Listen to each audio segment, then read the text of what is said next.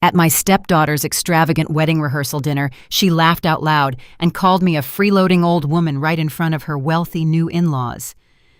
The entire room went completely quiet as people stopped eating to stare at my humiliation. My stepdaughter's white fiancé chuckled, agreeing that I was just there for a free meal. But then the groom's incredibly wealthy father suddenly walked into the room. He looked at me, and his entire expression changed from arrogant pride to absolute sheer terror.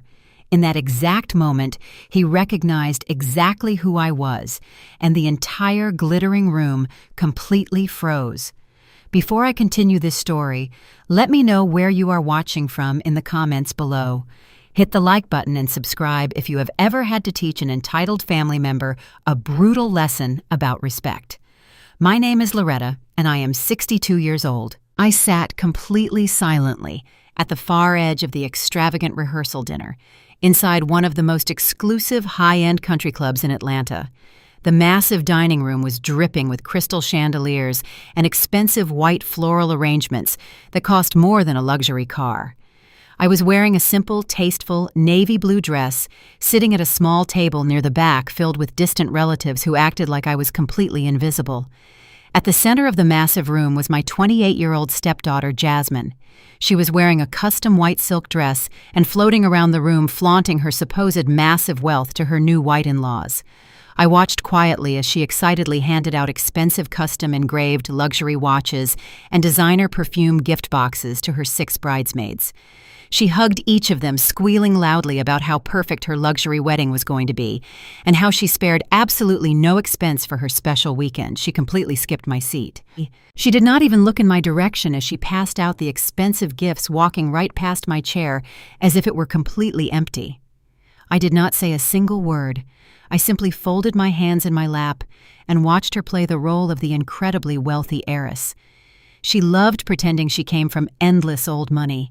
She loved making everyone believe she was absolute royalty, while treating me, the woman who had quietly supported her late father, like absolute garbage. She thought I was just a retired school teacher, living on a fixed income. She had absolutely no idea that underneath my simple navy dress and quiet demeanor, I was the Madam Chairwoman of a massive corporate holding company. The hired waitstaff began circling the room, carrying heavy silver trays of expensive appetizers and pouring vintage champagne into delicate crystal flutes. I raised my hand slightly and politely asked a passing waiter if I could please see a dinner menu. My voice was quiet and completely respectful. But Jasmine, who had been standing 2 tables away, specifically listening for any opportunity to embarrass me, suddenly turned around. She marched directly over to my small table, her expensive high heels clicking aggressively against the polished hardwood floor. "Do not even think about ordering the imported lobster," Loretta Jasmine announced, her voice intentionally loud enough to cut through the polite chatter of the entire room. The elegant background music seemed to instantly fade away as heads turned in our direction. Jasmine crossed her arms, looking down at me with pure, absolute disgust. "We all know you cannot afford to pay for it," she continued, her shrill voice echoing off the high ceilings. "You are just a freeloading old woman who showed up here for a free luxury meal. Do not try to run up my expensive catering bill with your pathetic tastes." The wealthy guests from the groom's family stared at me with wide, shocked eyes. Standing right next to Jasmine was her 30-year-old white fiancé, Preston. Preston was a slick, arrogant financial broker who wore strong, expensive cologne and a tight, custom-tailored suit that he absolutely could not afford. Instead of correcting his bride, Preston simply let out a loud, arrogant chuckle. He leaned in close to his wealthy groomsmen, smirking with pure, toxic entitlement. "You really cannot take them anywhere without that welfare mentality showing up," Preston whispered loudly, making sure the people at my table could hear his blatant, racist microaggression. Always looking for a handout from the successful people. "Just let her order the cheap chicken, Jasmine. It is probably the best meal she has had in 10 years. Preston and his groomsmen laughed a cruel, ugly laugh, clinking their crystal glasses together in a sickening display of pure, upper-class ignorance.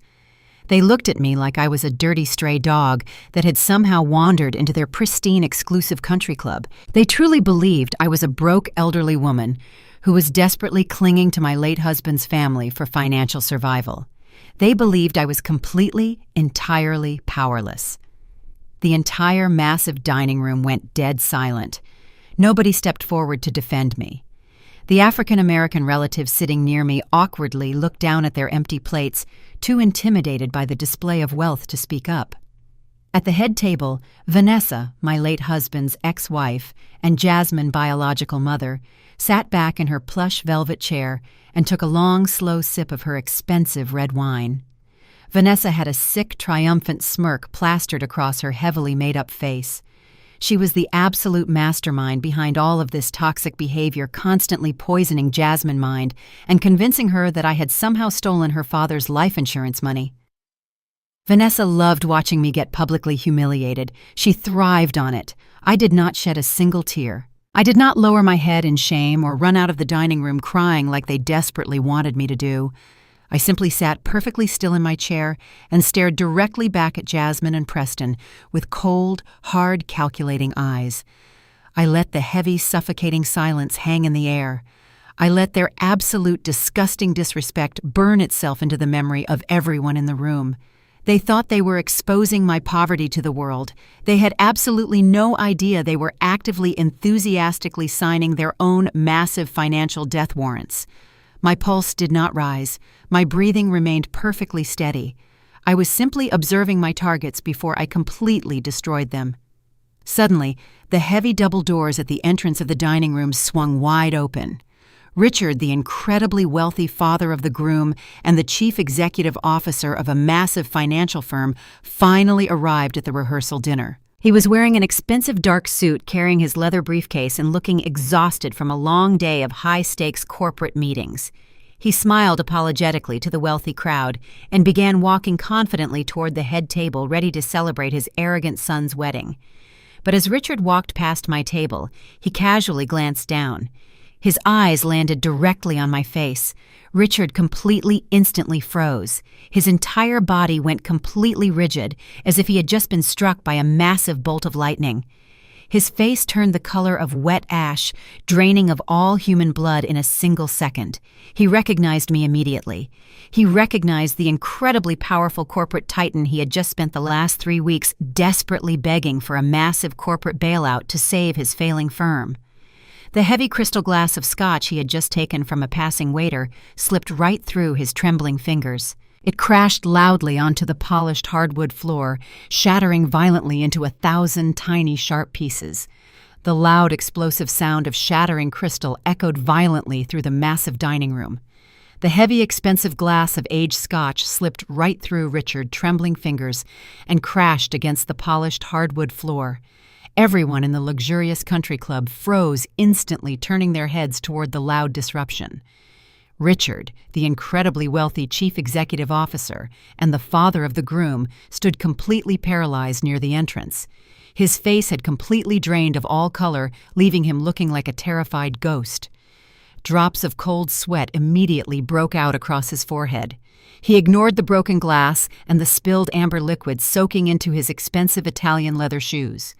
He practically sprinted across the massive room, his chest heaving, as he rushed directly toward our small table. My stepdaughter Jasmine and her arrogant white fiancé Preston watched him approach with complete confusion.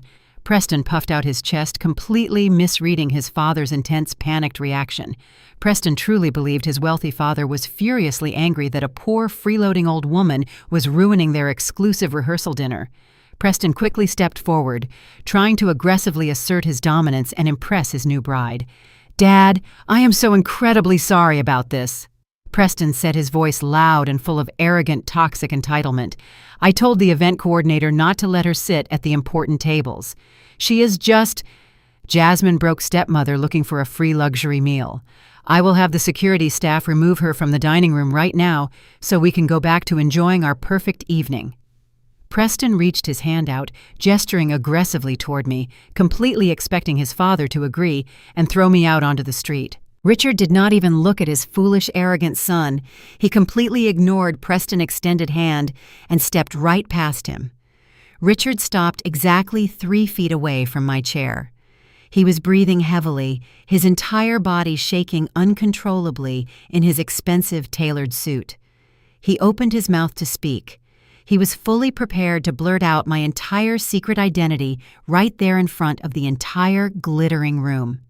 He was about to tell his arrogant son and my cruel stepdaughter that the freeloading old woman sitting quietly at the table was actually the Madam Chairwoman of Apex Holdings.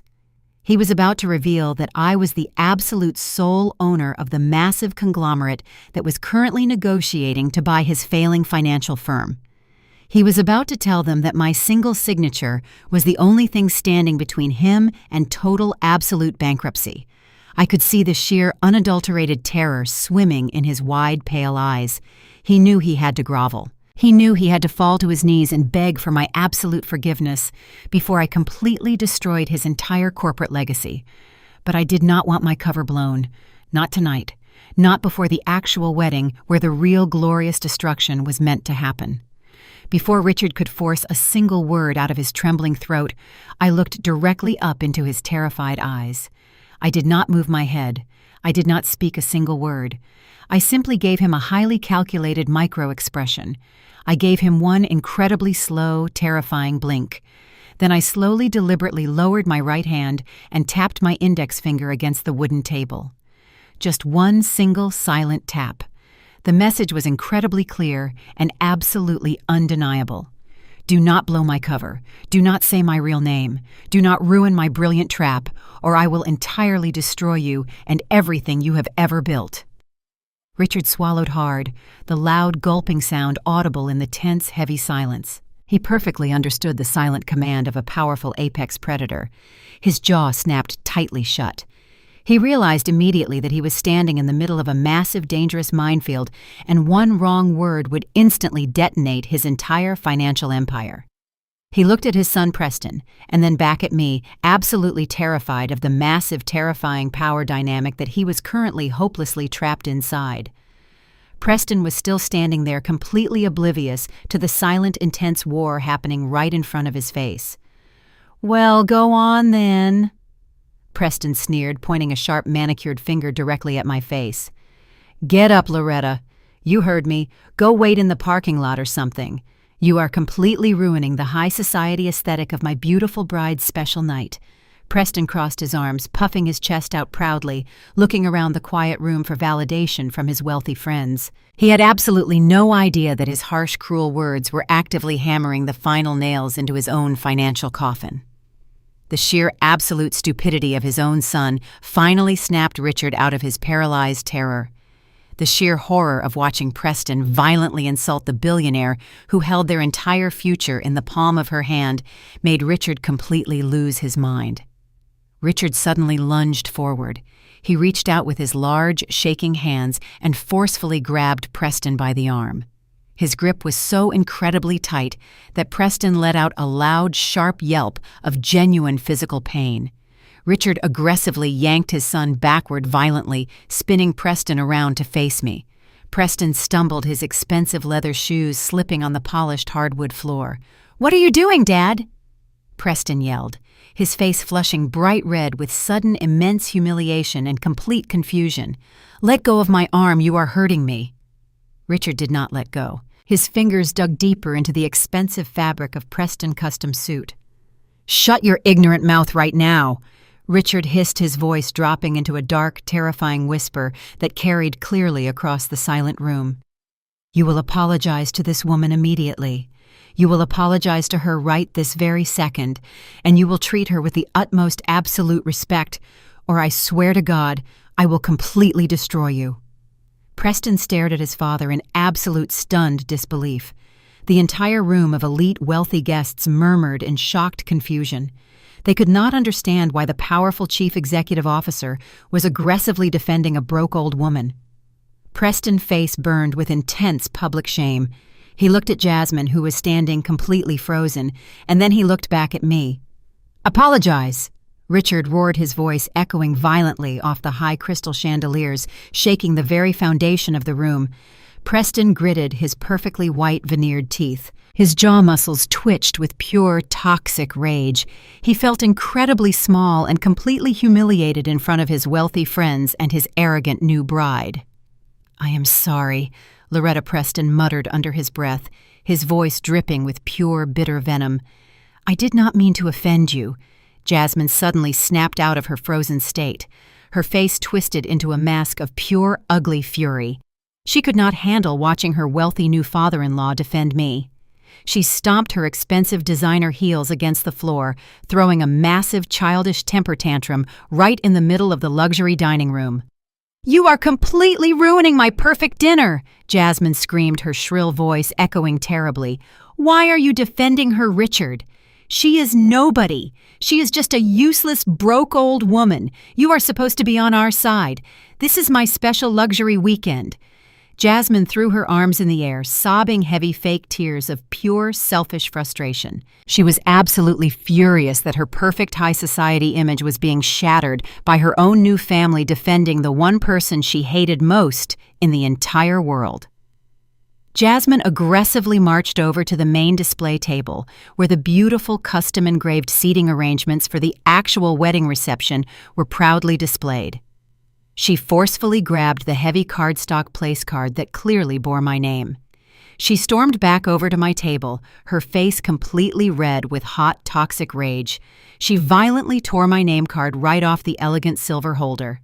"Since you love causing massive, pathetic scenes and ruining my perfect life, you are officially completely uninvited from the VIP section tomorrow," Jasmine declared, her voice trembling with pure hatred. "You are sitting with the hired vendors tomorrow. You will eat with the photographers and the cheap catering staff next to the loud kitchen doors. Know your place, Loretta." Richard let out a quiet, choked gasp of absolute horror, knowing she had just insulted the most powerful woman in the entire city. I did not get angry.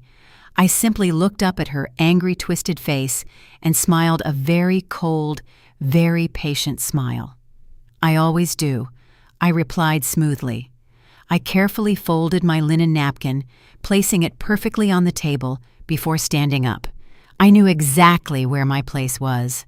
My place was at the absolute top of the food chain, waiting for the perfect moment to completely consume them all.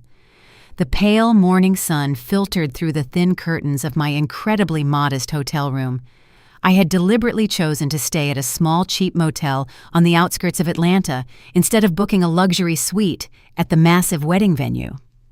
I wanted to maintain my carefully crafted illusion of poverty and irrelevance just a little bit longer.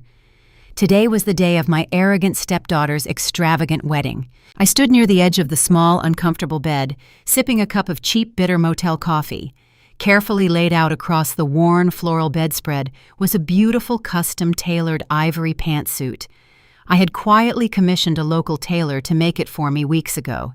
It was elegant, simple, and perfectly appropriate for the widow of the bride's father to wear to such an important family event.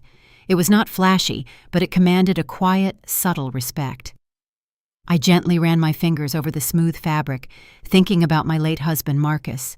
He would have been so incredibly heartbroken to see the toxic, shallow monster his daughter Jasmine had finally become. He would have been completely disgusted by how easily she let her bitter biological mother poison her mind against me. I let out a soft sigh and turned toward the small bathroom to begin getting ready for the long, exhausting day ahead. But before I could even turn the brass handle of the bathroom door, a loud, aggressive pounding echoed rapidly against the thin wood of my motel room entrance. Before I could even ask who was there, the cheap lock clicked and the heavy wooden door forcefully swung wide open, hitting the wall with a loud, violent crash, completely destroying the absolute silence of my quiet, private, peaceful morning routine entirely and without any prior warning. Vanessa marched directly into my room, wearing a massive, expensive fur coat and oversized designer sunglasses, despite the warm, humid morning weather. She was my late husband's completely bitter and deeply manipulative ex-wife. She was the woman who had spent the last 2 decades aggressively poisoning Jasmine against me. She completely ignored my personal boundaries, aggressively stepping onto the worn carpet and looking around the small, cheap motel room with an expression of pure, unadulterated disgust. "What do you want, Vanessa?" I asked, keeping my voice perfectly calm and completely steady, despite the massive, violent intrusion.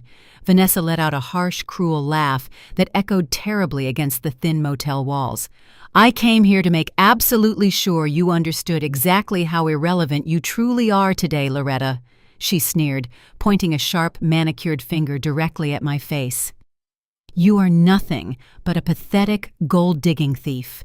You ruined my perfect, beautiful marriage with Marcus, and you stole the massive, wonderful life that I completely, rightfully deserved." It was a completely ridiculous and entirely pathetic lie. Marcus had legally divorced Vanessa exactly 5 full years before he ever even met me because she had repeatedly, blatantly cheated on him with his own business partner. But Vanessa had completely rewritten history in her own twisted, toxic mind, painting herself as the tragic victim and me as the absolute ultimate villain.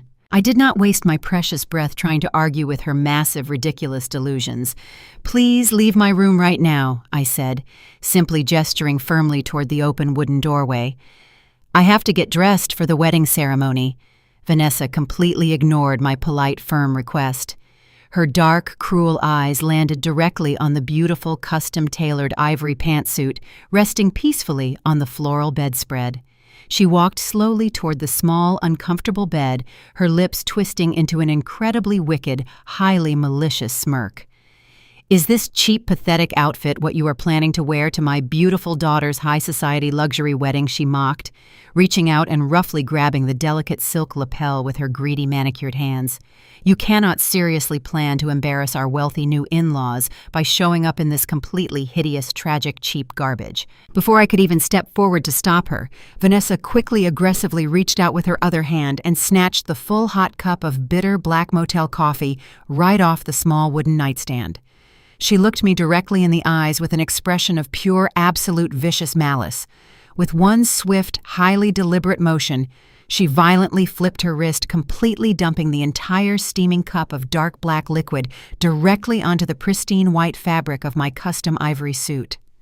The hot, dark coffee immediately rapidly soaked deeply into the delicate, expensive fibers, completely, utterly ruining the beautiful garment in a single devastating second. "Oops." Vanessa practically sang out loud, her voice dripping with incredibly heavy, entirely fake sympathy. "How incredibly clumsy of me, Loretta. I simply lost my balance on this terrible, cheap motel carpet. It was a completely unavoidable, clumsy accident. You really should be much more careful about where you leave your cheap little drinks lying around." She dropped the empty white ceramic coffee mug onto the stained floor, completely unapologetic. I stood perfectly still, silently staring down at the massive, dark brown puddle rapidly, aggressively spreading across the chest and legs of the ruined ivory fabric. I did not scream or throw a childish tantrum like she desperately wanted me to do. I looked at her very toxic face, just waiting, completely silently. Vanessa let out a long, dramatic sigh and crossed her arms tightly over her massive, expensive fur coat, looking incredibly, incredibly satisfied with her wicked, cruel sabotage. "Well, Loretta," she said, her voice completely dripping with extreme, absolute arrogance, "it looks like your sad little cheap outfit is completely, entirely ruined for the wedding today. It is truly a massive, tragic shame, but honestly, it is probably for the absolute best anyway. You really had no right trying to dress up and pretend you actually properly belonged in a high society luxury setting like this one. You are just a pathetic, low-class widow, and you desperately need to remember your exact miserable place in our beautiful family hierarchy." Vanessa aggressively unzipped her expensive designer purse and rummaged through the heavily cluttered interior. She aggressively pulled out a small torn piece of cheap white paper. It was a standard vendor entry ticket, the exact same kind given to the hired photographers and the cheap catering staff. It explicitly stated that the ticket holder was strictly assigned to sit at the absolute back row of the massive reception hall right next to the loud, swinging kitchen doors. Vanessa threw the torn, wrinkled ticket onto the stained bedspread right next to my completely ruined, beautiful ivory suit. "If you still insist on showing up to my daughter's gorgeous luxury wedding today, you will have to wear your cheap, ugly little church clothes," Vanessa commanded, pointing her sharp, manicured finger directly at the torn ticket. "And you will sit exactly where that ticket tells you to sit. Do not even think about approaching the extremely wealthy groom's family or trying to talk to Jasmine. If you try to embarrass us again, I will personally have the armed security guards throw you out into the dirty street. Understand me?" With one final, deeply disgusted look, Vanessa aggressively turned around and marched right out the open wooden doorway. She slammed the heavy, cheap motel door violently shut behind her, leaving me completely alone in the silent room. I stared down at the torn ticket and the dark coffee stains spreading further across the expensive white fabric. Vanessa genuinely believed she had successfully completely broken my spirit today. She thought she possessed the ultimate high ground in this toxic family war, and she was absolutely, utterly, spectacularly wrong about every single tiny little thing entirely today. I did not panic. I did not shed a single pathetic tear over the terribly ruined ivory fabric. I slowly, calmly reached into my modest travel bag and pulled out my highly secure encrypted mobile phone. I unlocked the heavy digital firewall and quickly rapidly scrolled through my private elite contacts list until I found the direct personal number from my high-end celebrity stylist located in downtown New York. She answered immediately on the very first ring, completely recognizing my secure private corporate line.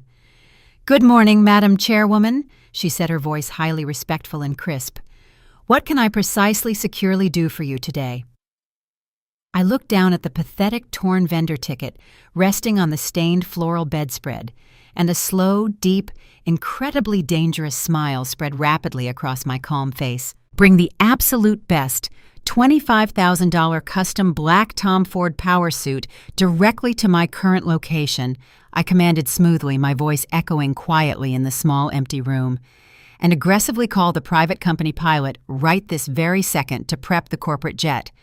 We officially, completely, definitely have a highly arrogant high society wedding to crash absolutely perfectly properly today, right now."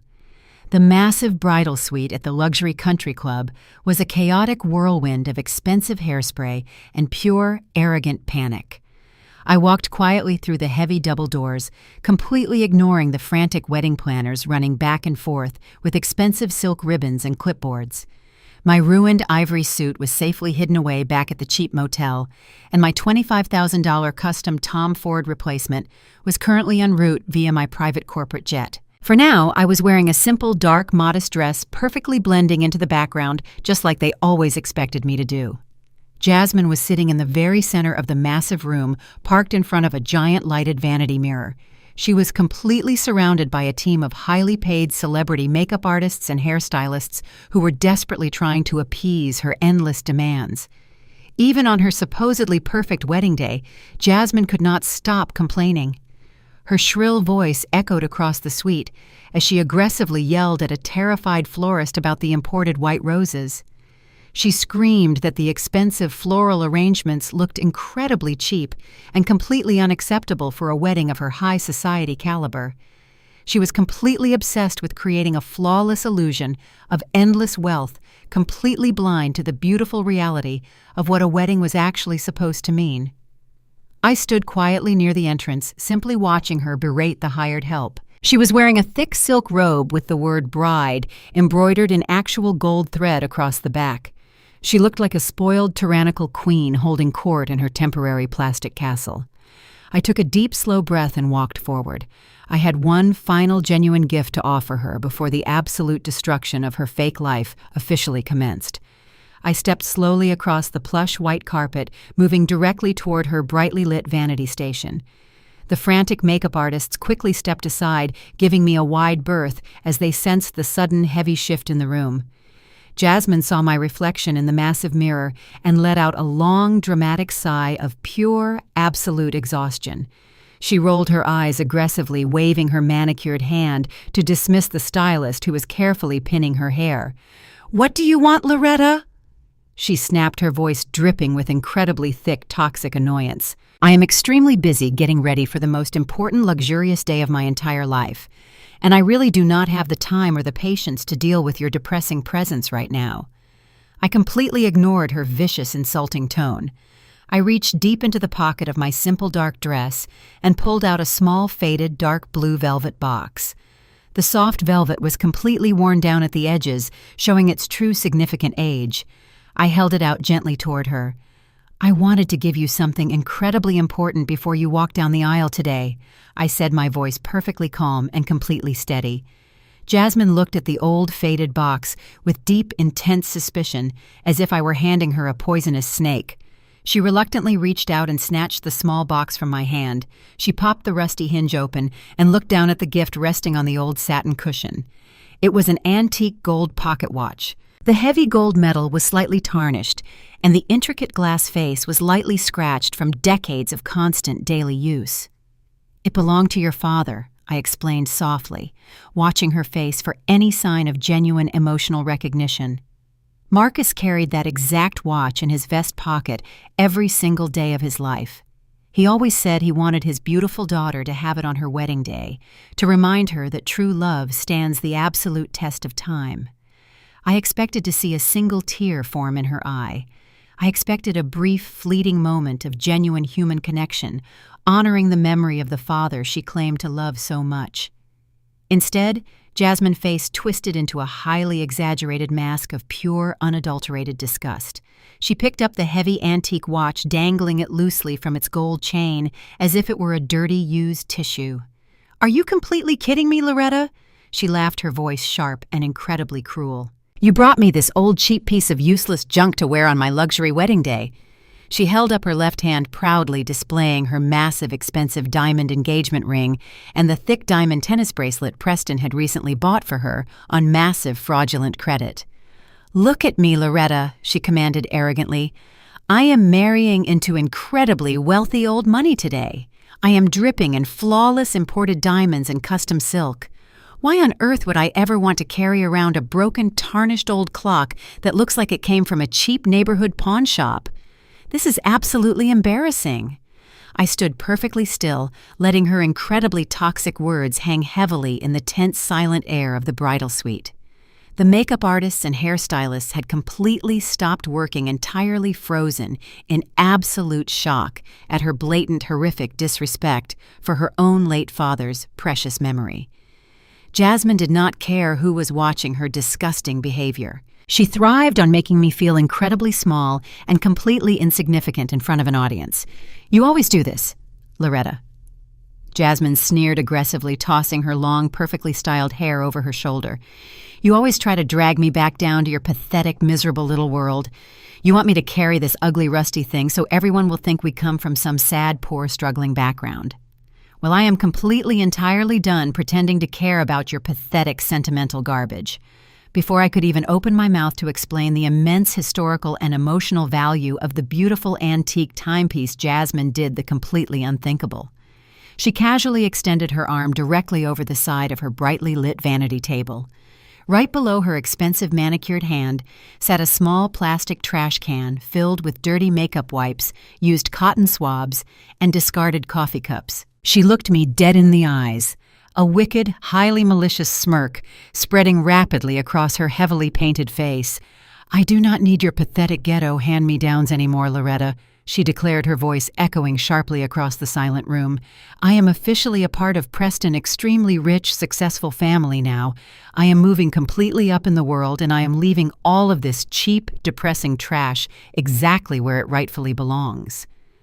With one deliberate, callous flick of her wrist, she simply opened her fingers. The heavy gold antique pocket watch slipped right out of her hand. It fell through the air and landed directly into the dirty plastic trash can with a loud, heavy, heartbreaking thud. The heavy gold chain spilled out over a pile of stained tissues and empty plastic wrappers. A collective, quiet gasp of pure, absolute horror escaped from the terrified hired staff standing in the background. They could not believe a daughter would literally violently throw her own dead father's precious heirloom directly into the garbage, simply because it was not completely covered in flashy, expensive diamonds. Jasmine did not even blink. She turned her arrogant face back toward the massive lighted mirror, entirely, completely unfazed by the horrific, emotional violence she had just casually committed. She picked up a tube of expensive designer lipstick and began carefully applying it to her mouth. "You can leave my suite now, Loretta," she commanded, staring at her own reflection with deep, pure, toxic obsession. "Go find your little vendor seat by the noisy kitchen doors and stay completely out of my way for the rest of the entire day. I have a massive $1 million wedding to attend to, and I simply cannot be bothered with your depressing poverty anymore. I did not scream. I did not cry. I did not throw a massive childish tantrum like she wanted me to do. The absolute total destruction of my remaining maternal sympathy was now entirely officially complete. I walked slowly around the edge of the bright-lighted vanity table. I bent down with quiet, graceful dignity and reached my hand directly into the dirty plastic trash can. I gently retrieved the beautiful, tarnished antique pocket watch, wiping a small piece of discarded tissue off the heavy gold chain. I carefully closed the intricate glass face and slipped the precious heirloom safely deep into the pocket of my simple dark dress. I stood back up and looked down at Jasmine. She was still staring at her own arrogant reflection, completely ignoring my existence. "You just threw away the only real thing you actually owned," I whispered, my voice incredibly calm, but carrying a dark, terrifying weight that made the surrounding makeup artists shiver in fear. She did not understand the massive, devastating truth behind my words. She did not know her fake diamond life was about to be entirely destroyed. I turned my back on the foolish bride and walked out of the room. I left the toxic atmosphere of the bridal suite behind me, walking slowly down the long, carpeted hallway of the luxurious country club. The heavy gold antique pocket watch rested safely inside the deep pocket of my simple dark dress, pressing reassuringly against my leg. I needed a brief moment of complete silence to collect my thoughts before the massive wedding ceremony officially began. The air in the hallway was cool and quiet, a sharp contrast to the chaotic screaming I had just endured from my arrogant stepdaughter Jasmine. I kept my head held high, my posture perfectly straight, projecting the quiet, unbothered dignity I had cultivated over a lifetime of hard work. But my peaceful solitude was abruptly, entirely, violently shattered. As I turned the corner, heading toward the secluded VIP lounge, my path was suddenly aggressively blocked. Preston, my stepdaughter's incredibly arrogant 30-year-old white fiancé, stepped directly out from the shadows of an ornate marble pillar. He was wearing his expensive custom-tailored tuxedo, but his collar was slightly undone, giving him a sloppy, entitled appearance. Standing right next to him was his sleazy groomsman, a greasy-looking corporate lawyer who was sweating heavily despite the cool air conditioning. Preston crossed his arms, puffing his chest out to block the entire width of the narrow hallway. He looked down at me with an expression of pure, unadulterated, toxic malice. He was clearly still incredibly angry about the humiliating incident with his wealthy father Richard at the rehearsal dinner the night before. Preston desperately wanted to regain his pathetic sense of absolute control and dominance. He thought he could easily intimidate a quiet 62-year-old black woman who was simply walking alone down a hallway. He took a heavy, aggressive step forward, completely invading my personal physical space, his expensive, strong cologne completely overwhelming the clean air. "Where do you think you are going, Loretta?" Preston sneered, his voice echoing loudly against the pristine wallpaper. "We need to have a very serious legal conversation right now." I stopped walking perfectly, planting my feet on the thick, expensive carpet. I did not back away or show a single ounce of fear. "What could we possibly need to discuss, Preston?" I asked, my voice incredibly calm and completely steady. "The wedding is starting very soon, and I am sure you have plenty of arrogant, rich guests to impress today." Preston let out a loud, nasty laugh, glancing quickly at his greasy lawyer groomsman for pathetic validation. The sleazy lawyer smirked and reached into his expensive leather briefcase. He pulled out a thick stack of crisp white legal papers, bound together by a heavy metal clip. He handed the thick document directly to Preston. Preston aggressively shoved the heavy stack of legal papers directly into my chest, forcing me to bring my hands up to catch it before it fell to the floor. I looked down at the harsh black ink printed across the very top page. It was a formal, official 30-day eviction notice printed on the letterhead of a highly aggressive local real estate law firm. I looked back up at Preston, maintaining completely blank, neutral eye contact. "What exactly is this supposed to be, Preston?" I asked softly, letting the heavy papers rest in my hands. Preston smiled a massive, incredibly wicked, highly malicious smile. "That is your official legal marching orders, Loretta," he announced, his voice dripping with intense, toxic arrogance. You see, Jasmine and I decided that we absolutely cannot start our perfect wealthy life together while you are still comfortably living in her late father's beautiful house. You have been freeloading in that property for way too long. It is time for you to pack up your cheap, pathetic garbage and completely get out." I stared at him, letting his ridiculous, arrogant words completely wash over me. "I own my house entirely, Preston," I replied smoothly. "It is fully paid off, and the deed is entirely in my legal name. You cannot simply evict a homeowner from her own private property." Preston laughed again, a loud, harsh sound that bounced off the hallway walls. He took another aggressive step closer, pointing his finger directly at the eviction notice. "You really do not understand how real wealth and absolute power actually work, do you, Loretta?" he sneered. "I am a highly successful financial broker. I have massive connections in the real estate banking industry, and my wonderful groomsman here is a brilliant corporate attorney. We did a little digging into your pathetic financial records last week. We found a few convenient legal loopholes regarding your late husband's original will. My brilliant lawyer here easily drafted some highly complex financial transfer documents. We officially legally transferred the entire master deed of your house directly into Jasmine Private Bridal Trust Fund this morning. We used my high-level banking clearance to completely bypass the standard lengthy approval process. You no longer own that house, Loretta. Jasmine owns it completely free and clear. And since she is officially my wife today, I effectively control the entire asset. We already listed the property on the private luxury real estate market. We are selling your house next week to completely fund our massive, extravagant 6-month luxury honeymoon across Europe. We are going to drink vintage champagne in Paris, using the money from the roof over your pathetic head." I looked down at the forged legal documents resting in my hands. The sheer absolute audacity of their massive criminal plan was genuinely staggering. They had actively conspired to completely steal a house from an elderly widow just to pay for a luxurious vacation they could not actually afford. Preston watched my face closely, desperately waiting for me to completely break down. He wanted to see me drop to my knees and sob hysterically. He wanted me to beg him for absolute mercy. He wanted to feel like a powerful, invincible god standing over a weak, defeated peasant. "You better start looking for a spot in a very cheap state-run nursing home right now," Loretta Preston taunted, his voice echoing with pure, cruel, absolute delight. "Because you are officially entirely homeless.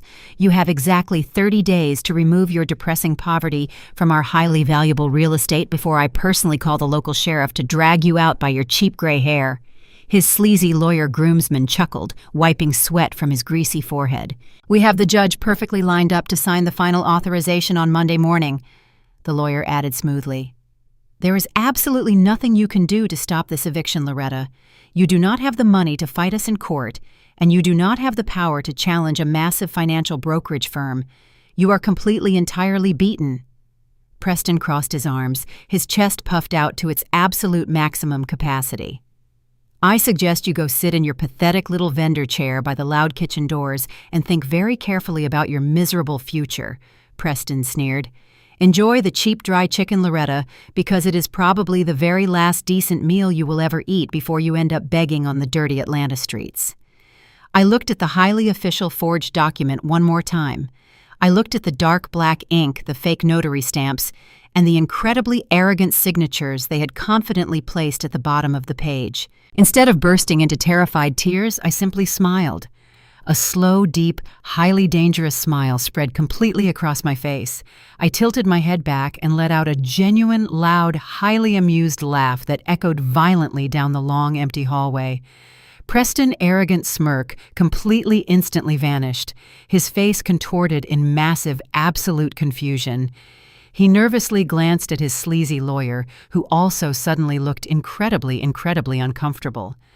"What on earth is so funny, you crazy old woman?" Preston demanded angrily, his voice cracking slightly with sudden, entirely unexpected panic.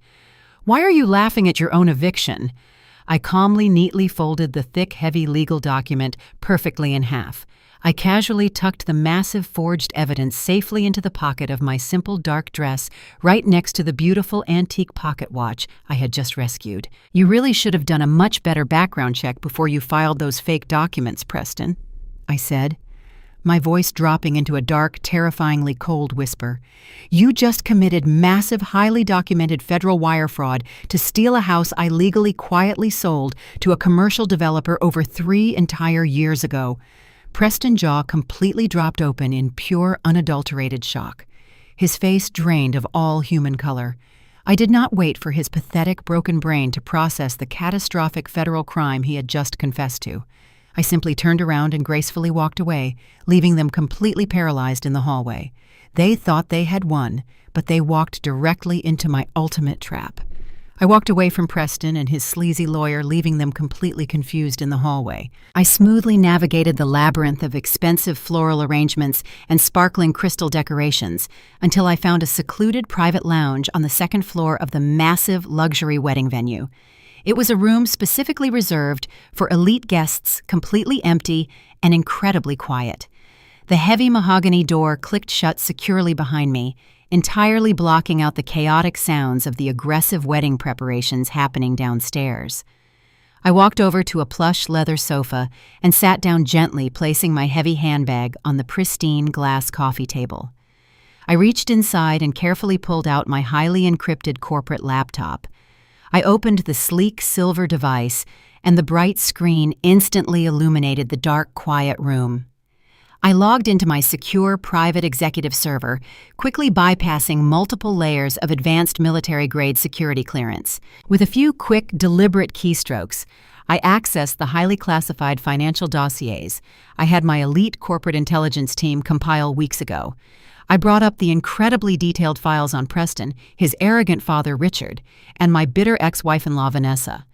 I needed to see the exact numerical data. I needed to see exactly how much fake wealth they were actively projecting to the entire world compared to the massive, terrifying debts they were secretly hiding in the dark shadows. The glowing screen displayed a completely pathetic, terrifying reality. They were all living entirely on massive, overextended credit lines and desperate, fraudulent corporate loans. They were nothing but empty, beautiful shells, hiding massive financial rot and pure greed. I took a deep, steady, calm breath, adjusting the delicate cuffs of my simple dark dress. It was time to actively and completely dismantle their fake luxury world piece by piece. I picked up my secure mobile phone and dialed the direct private line of my lead corporate attorney, Marcus. He answered on the very first ring, his voice crisp and completely professional. "Good morning, Madam Chairwoman," Marcus said respectfully. "How is the lovely high society wedding progressing so far?" I kept my eyes locked directly onto the glowing laptop screen, scrolling slowly through Preston's massive financial history. "The wedding is completely built on a massive foundation of highly illegal fraud," Marcus Defers replied, my voice incredibly calm and entirely devoid of any human emotion. "I need you to initiate a massive, aggressive, full-scale financial audit on Preston and his entire personal brokerage firm right this very second." Marcus did not hesitate for a single fraction of a second.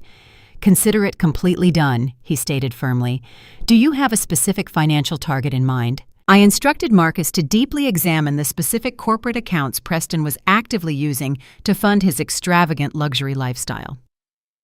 I sat in the quiet, dark VIP lounge, simply watching the live data stream directly onto my encrypted screen as Marcus and his elite legal team completely hacked into the public financial records. The absolute terrifying truth rapidly began to completely unfold right in front of my eyes. Preston was not just a slightly irresponsible, arrogant young man. He was a complete financial disaster, entirely drowning in millions of dollars of incredibly dangerous debt. His luxury sports cars were heavily leased. His massive downtown penthouse was completely mortgaged to the absolute maximum limit. He owed massive amounts of money to very dangerous private lenders who charged incredibly high illegal interest rates. But the most revealing, terrifying detail was buried deep inside a highly confidential corporate email chain. Preston had absolutely zero personal wealth left to his name. He was surviving entirely, completely on the promise of one single massive upcoming financial event. His father, Richard, owned a failing boutique financial firm that was currently desperately trying to be acquired by a massive global conglomerate. Preston was legally guaranteed a massive $7 million executive bonus the exact second that specific corporate acquisition officially closed. He was using that massive pending bonus as personal collateral to secure all his fraudulent loans and pay for this ridiculous, extravagant wedding. He was entirely, completely relying on that specific corporate buyout to magically save him from going to federal prison for massive, severe debt evasion. He truly believed he had secured his entire perfect, wealthy future. He completely believed the massive conglomerate was going to hand him millions of dollars by the end of the upcoming week. I smiled a cold, incredibly dark, calculating smile, staring directly at his pathetic financial portfolio. He had absolutely no idea that I was the Madam Chairwoman of the exact massive global conglomerate his father was currently desperately begging for a massive corporate buyout. I was the absolute sole ultimate decision-maker regarding that specific acquisition. Preston's entire financial survival entirely depended entirely on my single signature. I held his entire pathetic, fake luxury life directly in the palm of my hand. He had just handed an illegal forged eviction notice to the exact billionaire chief executive officer who controlled his massive upcoming bonus. He was incredibly arrogant and incredibly blindingly stupid. I instructed Marcus to quietly prepare the official legal documents to completely permanently cancel the pending corporate acquisition of Richard Failing Financial Firm. I wanted the massive legal paperwork completely entirely ready to execute exactly at my direct command. I was ready to destroy him completely.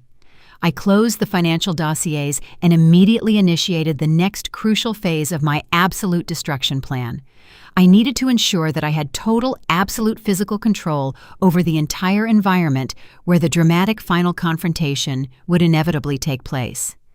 I pulled up the official corporate registry for the massive luxury country club where we were currently sitting. I quickly found the direct personal contact information for the primary owner of the sprawling, expensive property. He was an older, wealthy real estate developer who had been quietly trying to sell the massive venue for the past 2 years to avoid complete personal bankruptcy. I dialed his private number. He answered with a tired, hesitant voice, entirely unprepared for the massive financial hurricane that was about to hit him. "Good morning, sir," I said, my voice projecting pure, absolute corporate authority. "I represent Apex Holdings, and I am calling to make a massive, highly aggressive cash offer to purchase your entire luxury country club property immediately, right this very second." The owner audibly gasped over the phone line. He nervously stammered, trying to explain that a massive wedding was currently actively taking place on the pristine grounds, and that a standard corporate real estate sale usually takes several long, complicated months to officially close. I completely cut him off. "I am offering you exactly $15 million in pure liquid cash," I stated firmly, leaving absolutely no room for any negotiation. "I will wire the entire massive sum directly into your primary bank account within the next 10 minutes. However, this incredibly generous offer is strictly entirely contingent on you signing the digital transfer deed right now. You will completely legally surrender total absolute ownership of the entire massive building and the surrounding grounds directly to my private holding company before this phone call ends." The wealthy property owner went completely dead silent on the other end of the line. The massive sheer weight of $15 million in pure instant liquid cash instantly crushed any lingering hesitation he might have had. He knew this was an absolute miracle, completely saving him from his own impending financial ruin. "Yes," he finally choked out, his voice shaking with pure, absolute disbelief. "Yes, we absolutely have a deal. I will sign the paperwork right now." I smiled broadly, sitting alone in the dark room. I truly had him entirely cornered. I kept the stunned owner on the private phone line as Marcus and my elite legal team rapidly drafted the massive digital transfer documents. The incredibly complex legal paperwork was officially completely generated and securely emailed to the owner in less than 4 minutes. I sat perfectly still in the quiet, dark VIP lounge, watching my encrypted laptop screen intently as the digital signature verification system actively processed the massive transaction. Less than 1 single hour after Preston had arrogantly shoved that fake eviction notice into my chest, the glowing screen flashed bright green. The transaction was completely officially finalized. I securely wired exactly $15 million directly into the former owner's bank account, completing the massive, aggressive corporate acquisition. I closed my encrypted laptop and took a deep, highly satisfied breath. The massive, luxurious, high society wedding venue no longer belonged to a struggling old developer. I now completely, officially, legally owned the entire massive building. The pristine manicured lawns, and the grand ballroom where my incredibly cruel, arrogant stepdaughter was currently getting married. I stood up from the plush leather sofa, feeling absolute immense power. They were officially trespassing on my private property. I was finally completely ready. The lavish wedding reception officially began as the sun finally set over the massive, pristine grounds of the newly acquired luxury country club. The grand ballroom was completely transformed into a breathtaking, glittering wonderland of expensive crystal chandeliers and towering imported floral arrangements. The incredibly wealthy elite guests from high society circles were already mingling and sipping vintage champagne, while a live classical orchestra played soft, elegant music in the background. I did not enter the massive room through the modest side doors like they expected me to do. I waited until the absolute perfect moment when the grand foyer was completely packed with the most important influential guests. Then I slowly, deliberately pushed the heavy mahogany double doors wide open and stepped completely out of the shadows. I was no longer wearing the ruined ivory fabric or the simple dark dress. I was wearing the absolute pinnacle of high-end corporate fashion. My private stylist had perfectly delivered the stunning $25,000 custom black Tom Ford power suit right on time. The incredibly sharp, sleek lines of the expensive dark fabric perfectly framed my shoulders, completely transforming my entire physical presence into a massive, towering pillar of pure, absolute, intimidating wealth. My posture was perfectly straight, and my head was held incredibly high. As I walked slowly into the glittering grand ballroom, the polite chatter immediately aggressively died away. The wealthy elite guests completely stopped talking and stared at me in absolute stunned silence. They expected to see a broken, pathetic poor widow. Instead, they were actively witnessing the incredibly powerful, commanding aura of a massive corporate titan completely dominating the entire room. They simply parted ways, clearing a wide path for me as I walked forward, completely ignoring their wide, shocked eyes.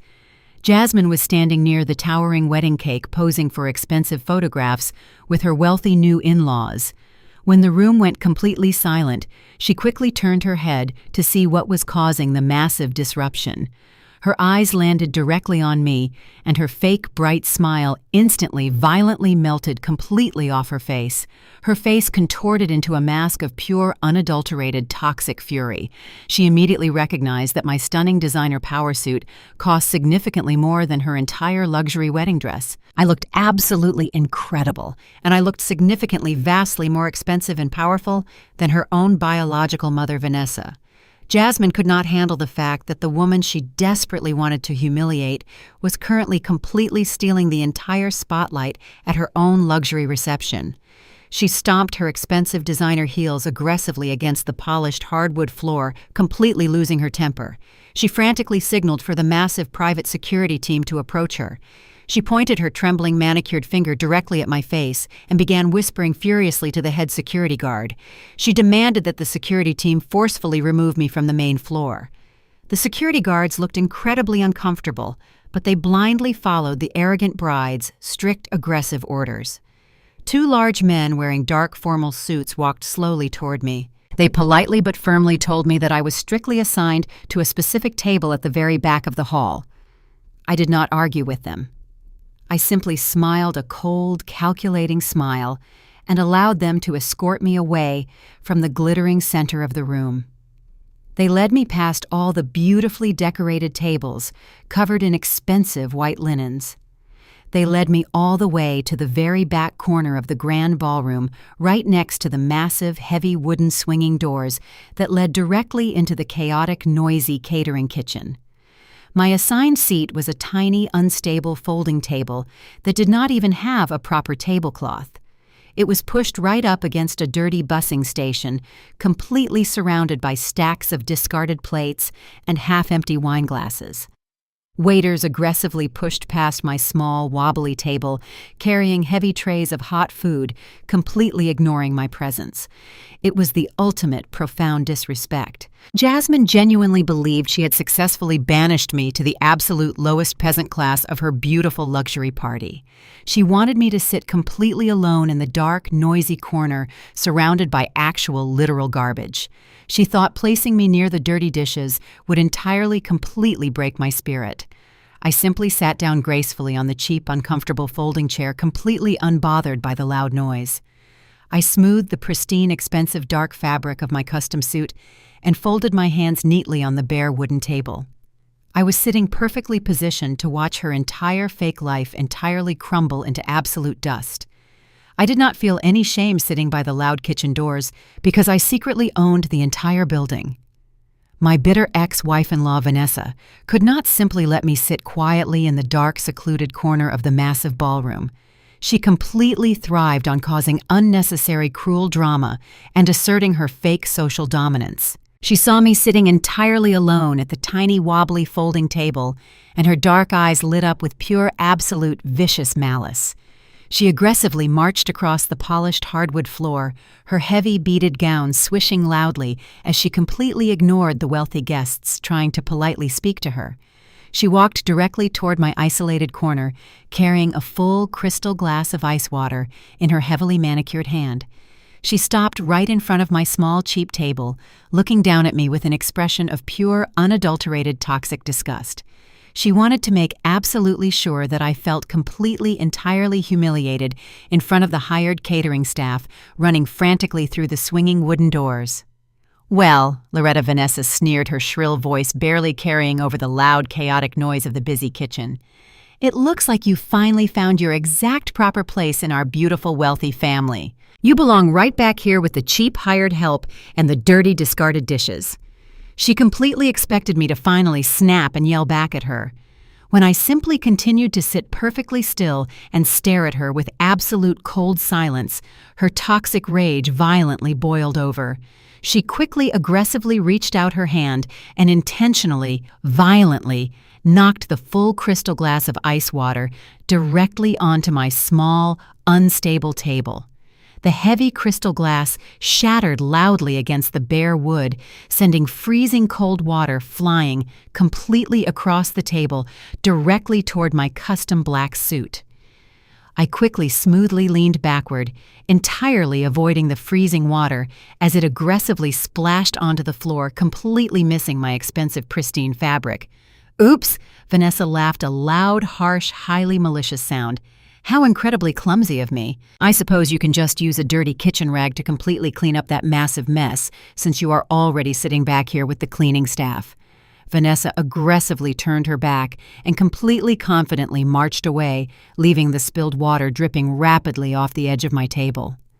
I did not scream or demand an apology. The time for quiet observation was officially, completely, entirely over. It was finally time to actively execute the ultimate financial destruction of their entire pathetic, fake luxury world. I calmly reached into the deep inside pocket of my custom designer jacket and pulled out my highly encrypted mobile phone. I quickly opened the direct secure messaging application, connecting me instantly directly to my elite corporate legal team. I typed a single simple command into the glowing digital screen: "Lock down their accounts." I pressed the send button, watching the small digital confirmation immediately appear. The massive, heavy financial guillotine had officially been entirely, completely released, and it was silently, rapidly falling directly toward their greedy, incredibly arrogant, exposed necks. I took a deep breath, feeling incredibly calm and entirely, utterly victorious. Across the massive, glittering ballroom, Preston was completely oblivious to the silent destruction that had just been initiated. He was standing confidently at the expensive open bar, laughing loudly with his sleazy groomsmen. He casually ordered another round of expensive vintage scotch, showing off his fake wealth. When the bartender handed him the crystal glasses, Preston smoothly handed over his premium heavy metal credit card, expecting to easily cover the massive bar tab and leave a huge, arrogant tip. The bartender swiped the heavy card through the digital payment machine. The small screen immediately flashed a bright red error message, indicating a total account freeze. The bartender politely informed Preston that his premium card had been completely entirely declined. Preston's face flushed bright red with sudden, immense public embarrassment. He quickly snatched the card back, loudly brushing it off as a simple bank error. He laughed nervously, telling his friends that his corporate wealth management team must have placed a temporary security hold on the account. He had absolutely no idea that the massive, heavy financial guillotine had just violently dropped, completely severing his fake luxury existence forever. He was entirely, completely, totally ruined.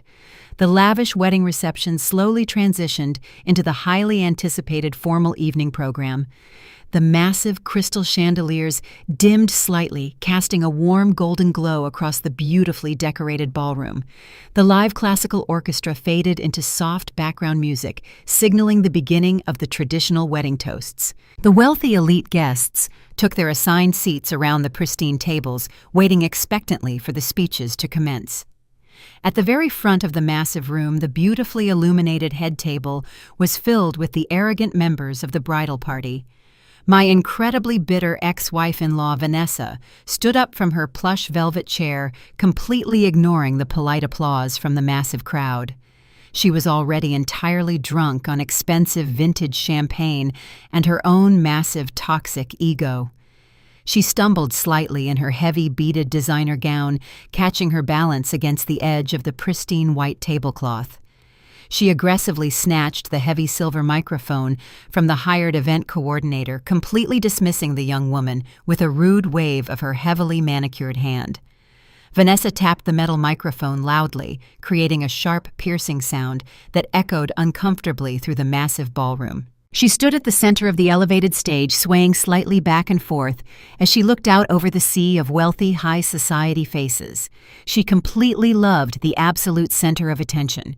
She believed she was the ultimate high society matriarch, finally securing her massive permanent place in the elite wealthy world. She raised her crystal glass of champagne high into the air, her heavily painted face twisting into an incredibly arrogant, smug smile. She cleared her throat, preparing to deliver a massive speech that she truly believed would cement her fake, glorious legacy completely forever. She had absolutely no idea her words were sealing her total, absolute destruction. Vanessa brought the microphone closely to her painted lips, her breathing heavily amplified across the entire luxurious venue. Welcome absolutely everyone to this incredibly magnificent celebration of true love and elite high society union. Vanessa slurred her words, slightly blurring together from the massive amounts of vintage alcohol she had eagerly consumed. We are all gathered here tonight to formally celebrate my beautiful, perfect daughter Jasmine and her incredibly wealthy, wonderful new husband Preston. Vanessa paused to take another massive gulp of champagne, wiping her mouth aggressively with the back of her manicured hand. I am just so incredibly, profoundly proud of my beautiful baby girl tonight. Vanessa continued, her voice rising in a dramatic, theatrical pitch that sounded entirely fake. Jasmine has truly overcome so many massive, terrible obstacles in her young life.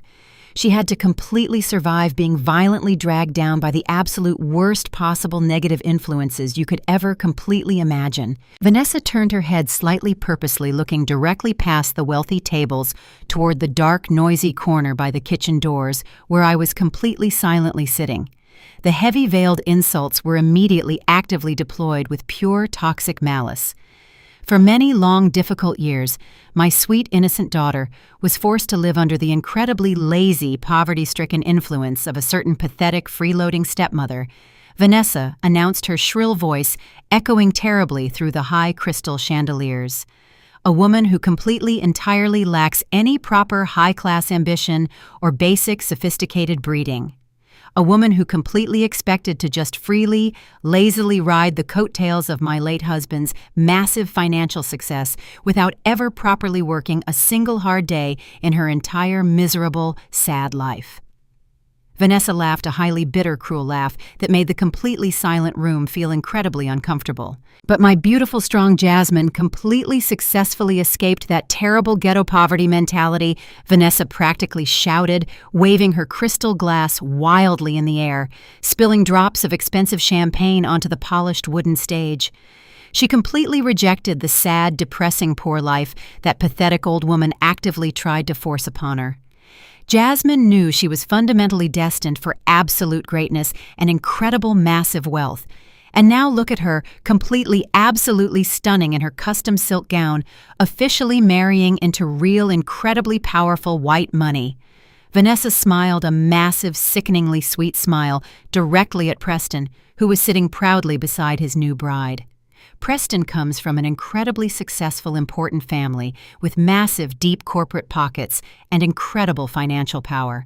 Vanessa continued completely entirely praising the white groom simply for his supposed massive bank account. My daughter has officially completely elevated her permanent social status far beyond the pathetic, dirty reach of certain lazy old women who are probably currently sitting in the dark back corner eating cheap scraps off the dirty kitchen plates.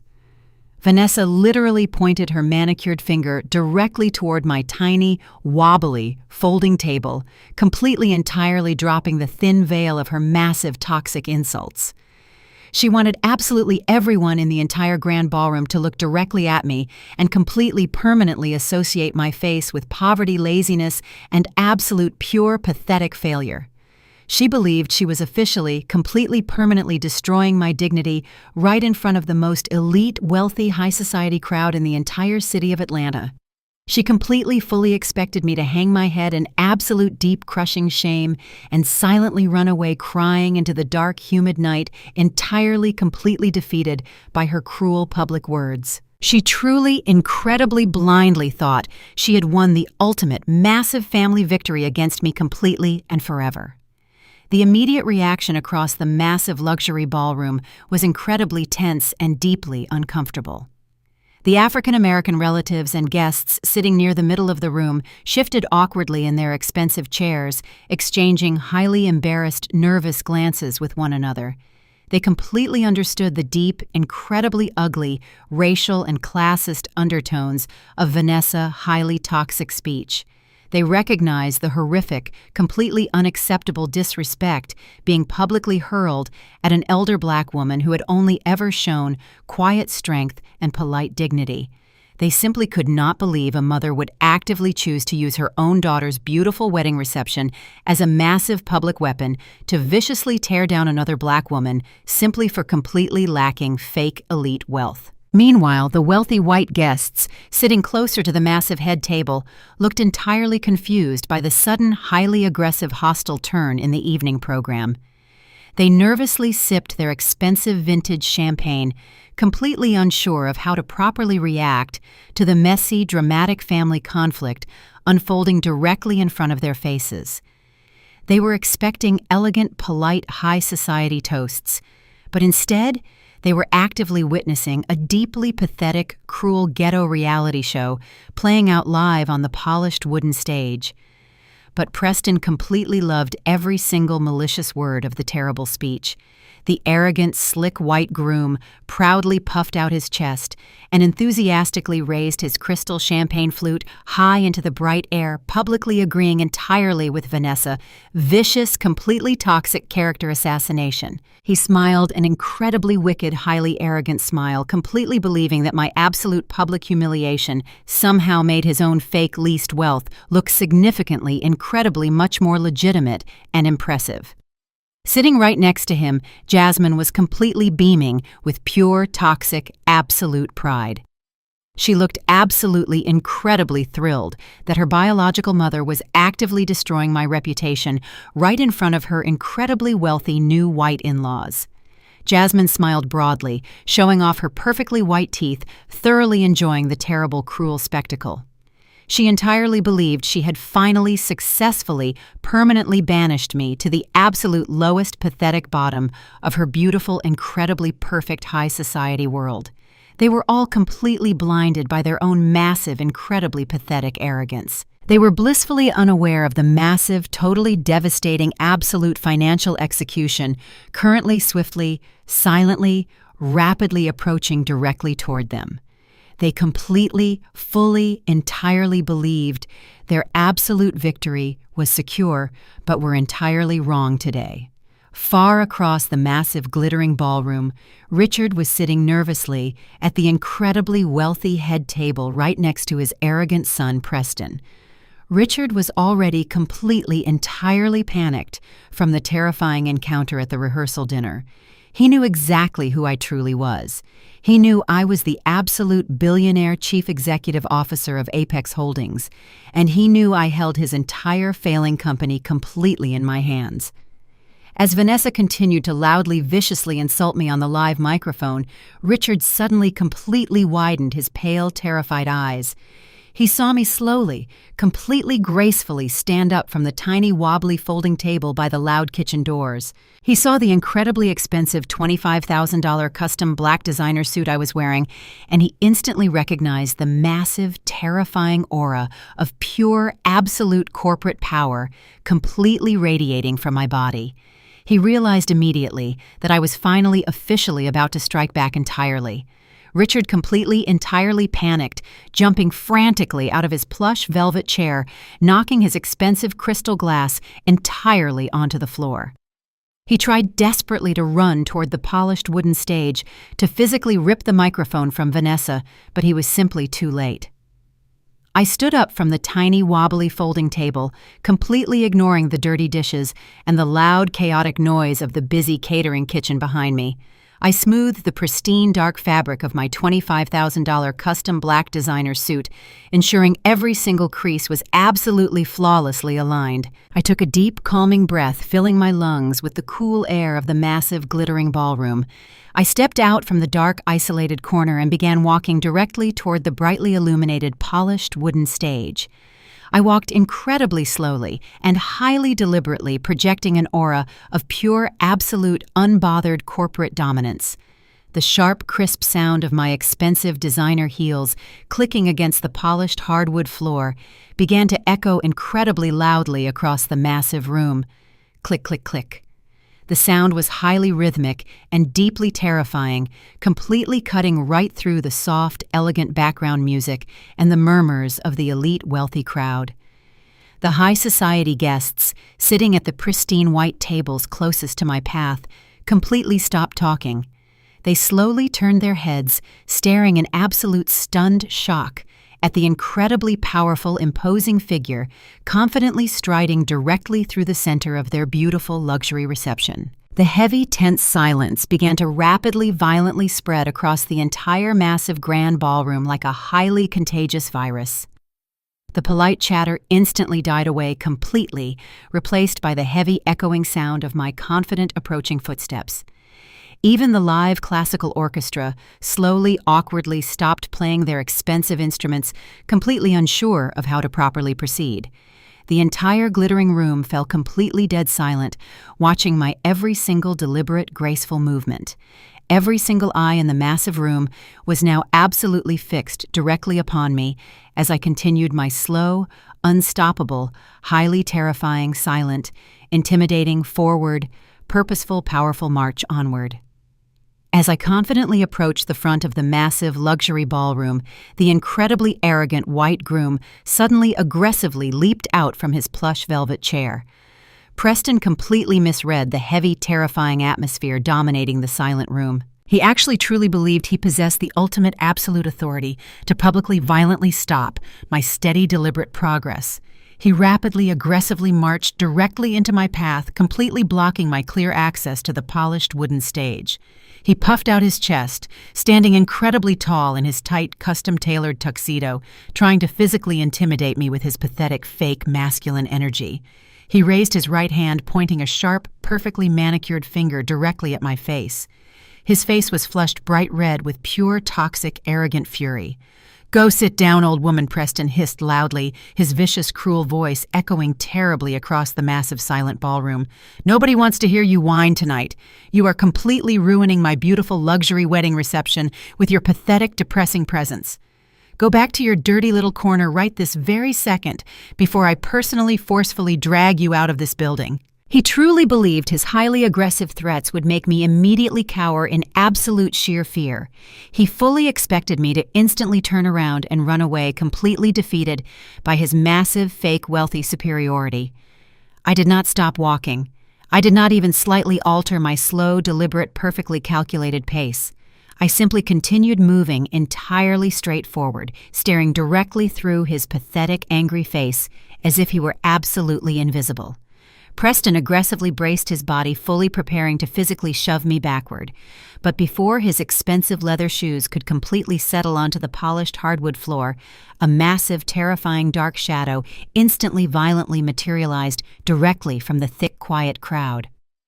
My incredibly large personal corporate security guard, a massive, towering, highly trained professional wearing a dark, sleek tactical suit, suddenly rapidly stepped completely in front of me. He moved with incredibly shocking, absolute, terrifying, lethal speed.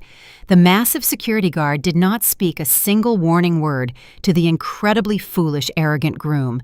He simply aggressively raised his massive, muscular right arm and violently, forcefully shoved Preston directly squarely in his tight, expensive chest. The sudden, incredible physical impact was absolutely devastating.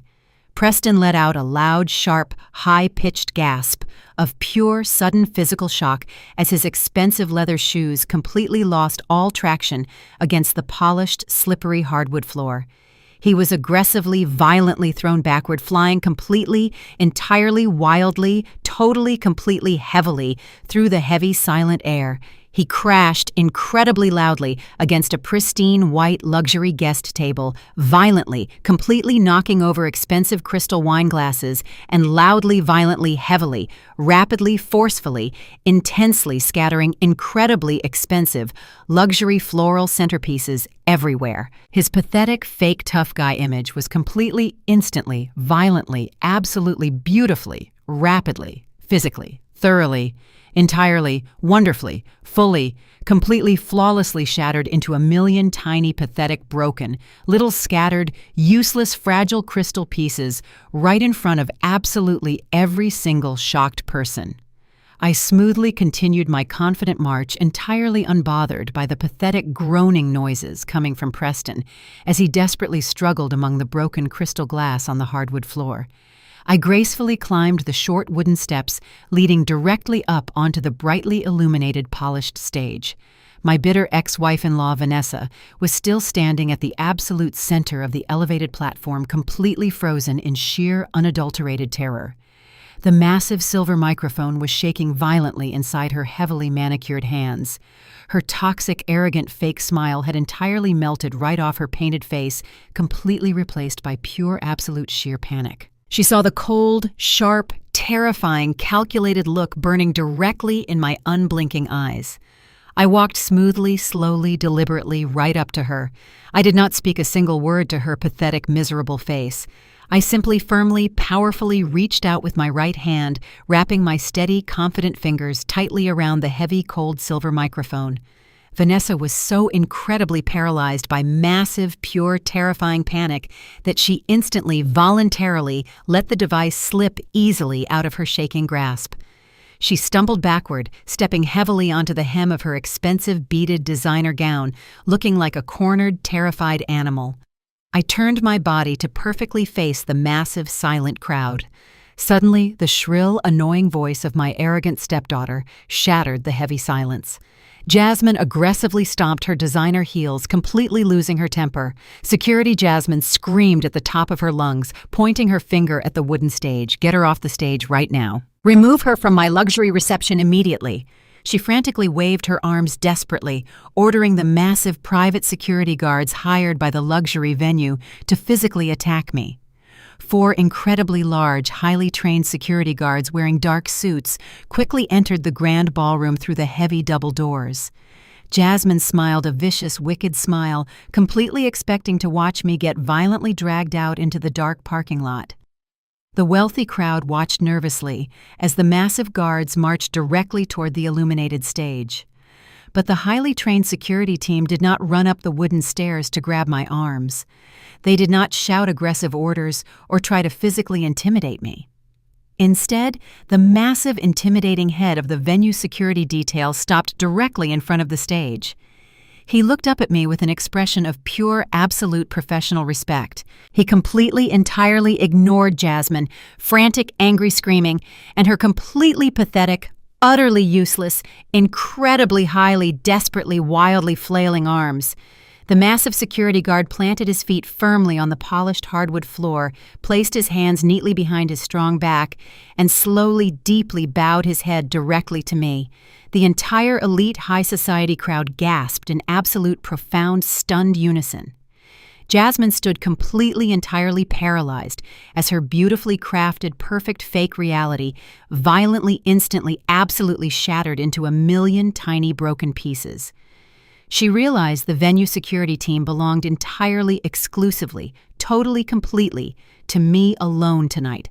I stood completely still in the absolute center of the brightly illuminated wooden stage, looking out over the massive sea of shocked, wealthy faces. The heavy, tense silence in the massive, glittering grand ballroom was absolutely deafening. I slowly, deliberately, confidently raised the heavy, expensive silver microphone directly up to my lips. I gently, calmly, firmly tapped the smooth metal surface exactly twice with my steady index finger. Tap, tap. The sharp, loud electronic sound echoed violently across the massive, silent room, commanding complete, unyielding human attention. I smiled a cold, dark, calculated, calm, peaceful, absolutely genuine, incredibly beautiful, powerful smile.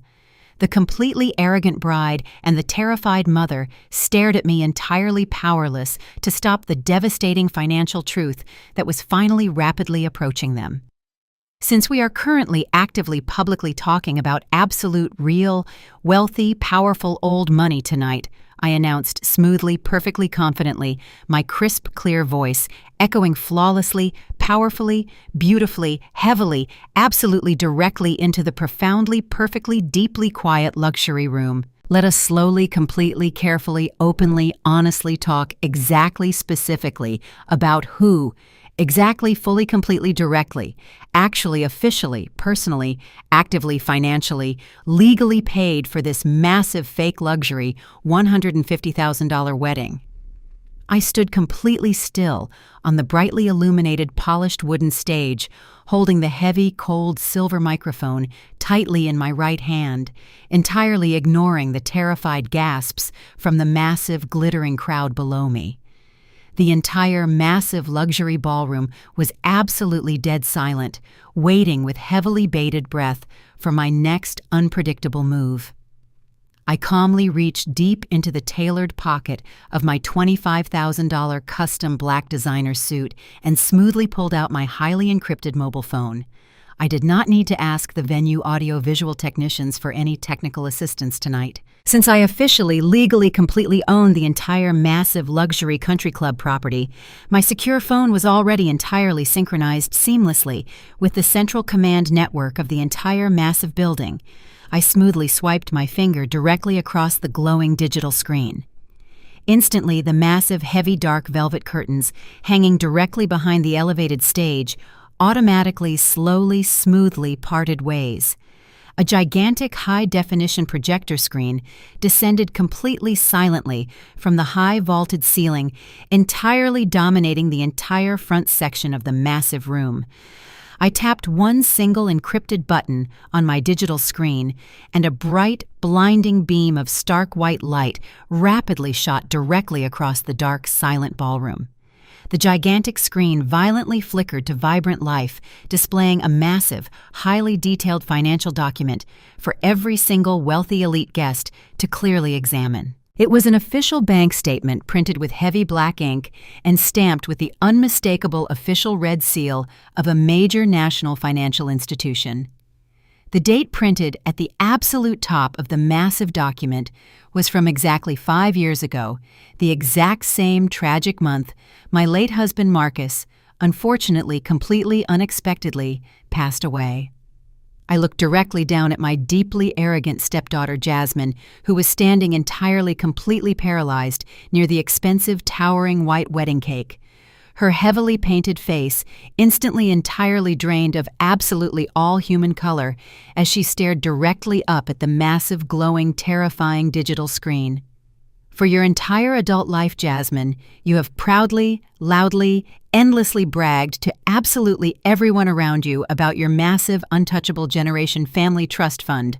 I announced, my clear voice echoing flawlessly, powerfully across the massive, silent room, completely shattering her fake, beautiful reality. You constantly proudly told your incredibly wealthy new white in-laws and absolutely all of your elite high society friends that your late father was an incredibly wealthy, brilliant, successful businessman who left you an endless, massive mountain of completely secure old money.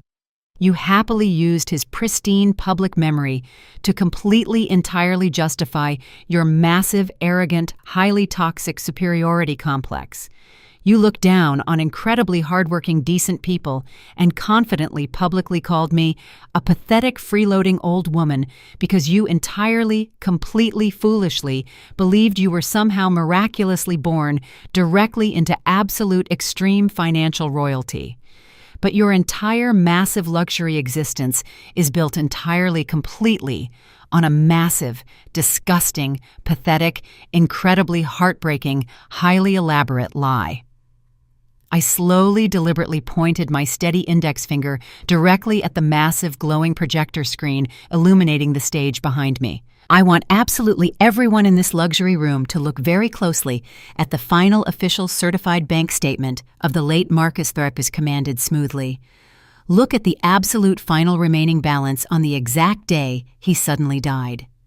The elite wealthy guests immediately leaned forward aggressively in their expensive velvet chairs, squinting their eyes to carefully properly read the massive projected black numbers. A highly audible, loud collective gasp of pure, absolute, unadulterated shock violently, rapidly rippled directly across the entire expansive grand ballroom. The final official account balance, prominently printed in bright, aggressive, terrifying red ink, was a staggering negative $500,000.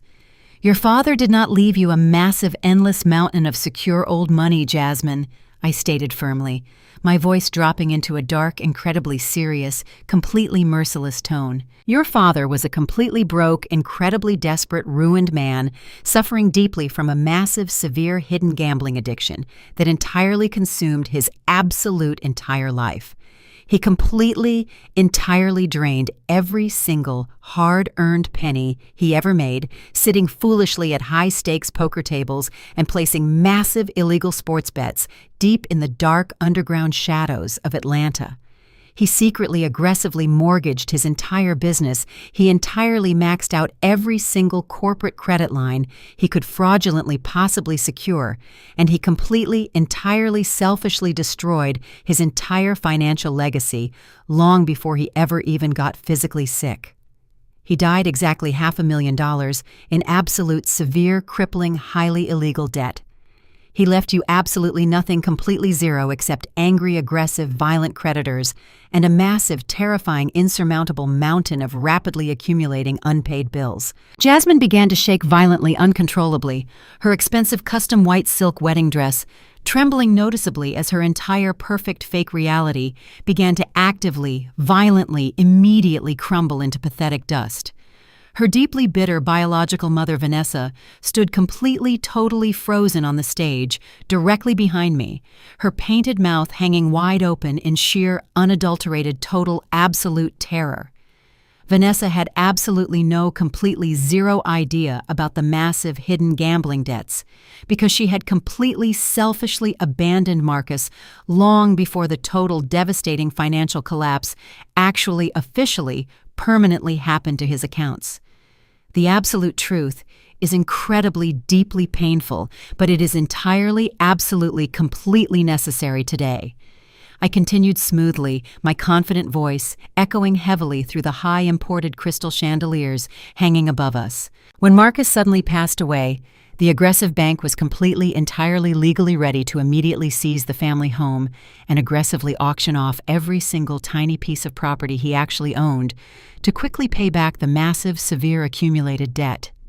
You were entirely financially ruined, Jasmine. You were about to be forcefully, violently evicted and thrown entirely out into the cold, unforgiving, harsh street with absolutely $0 remaining to your deeply arrogant, selfish name.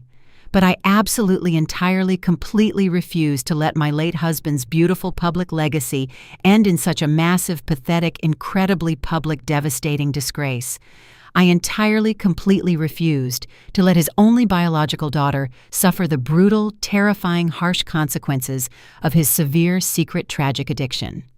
So I completely quietly stepped forward and entirely fixed the massive disaster myself, using my own resources. The wealthy, high society crowd stared at me directly in absolute, stunned, breathless, complete silence, entirely captivated by the massive, shocking, unprecedented public revelation.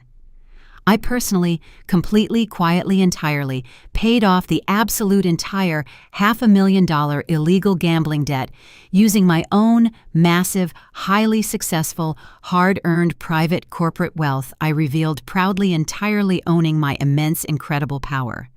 I secretly, aggressively, personally negotiated directly with his incredibly aggressive, angry creditors and permanently, legally cleared his completely ruined family name. And then I went one massive, incredibly generous step further. I wanted you to have a beautiful, completely perfect, comfortable life, Jasmine. I deeply wanted you to feel completely financially secure and incredibly fully protected. So I completely, secretly, legally established the massive private bank trust fund that you have been entirely, greedily, recklessly, aggressively draining for the past 5 years. I secretly, aggressively, consistently deposited massive millions of my own hard-earned corporate dollars directly into that specific private account, simply to completely protect you from the harsh, brutal, terrifying reality of the actual completely unforgiving, demanding world.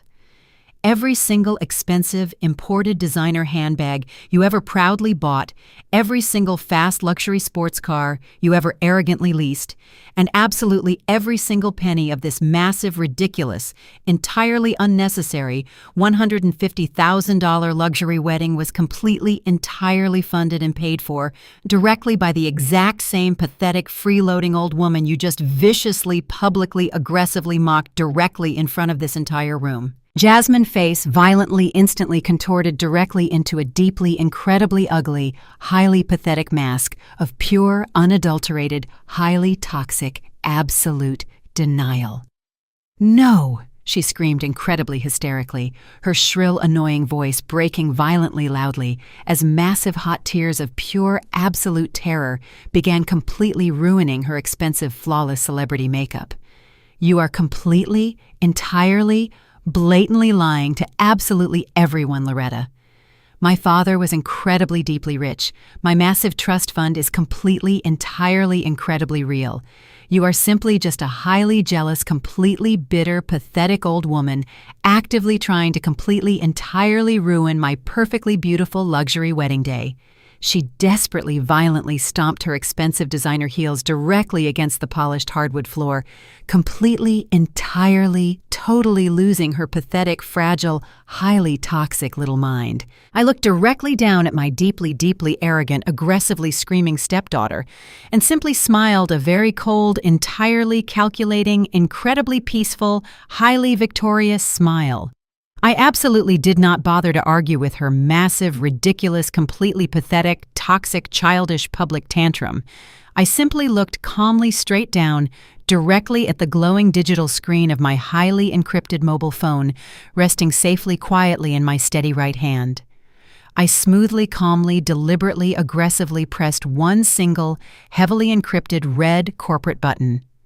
Exactly 2 incredibly short seconds later, The loud, incredibly sharp, violently vibrating buzz of a digital mobile phone notification aggressively, violently shattered the heavy, tense, silent atmosphere perfectly, completely inside the massive ballroom.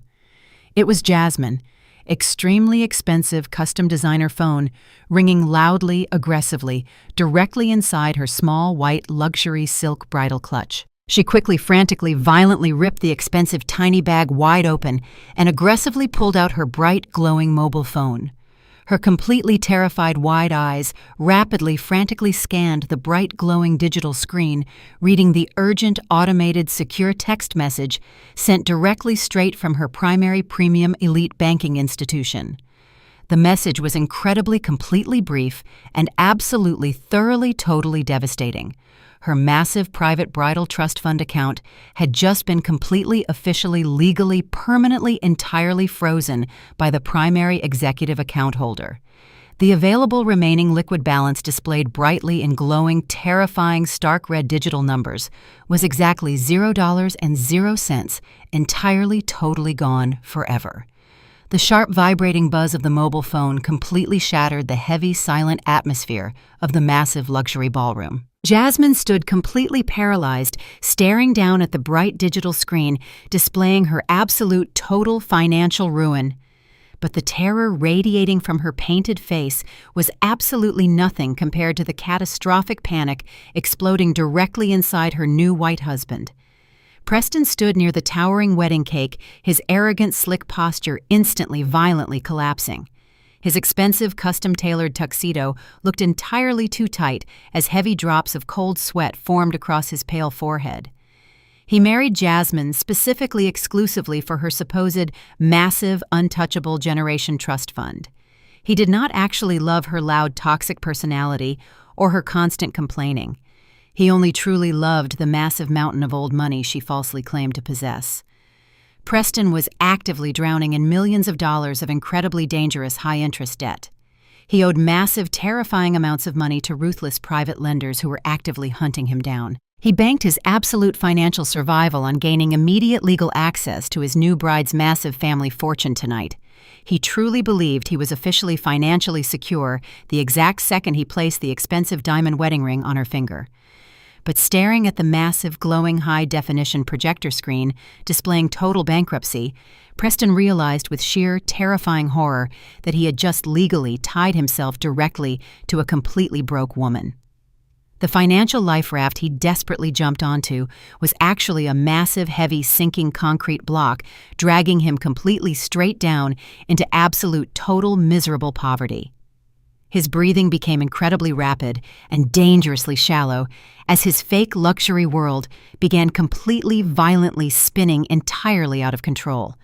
Preston frantically tried to violently regain absolute control of the rapidly deteriorating public situation. He completely refused to accept the terrifying reality that he was entirely financially ruined right in front of his elite high society friends and his wealthy, arrogant groomsmen.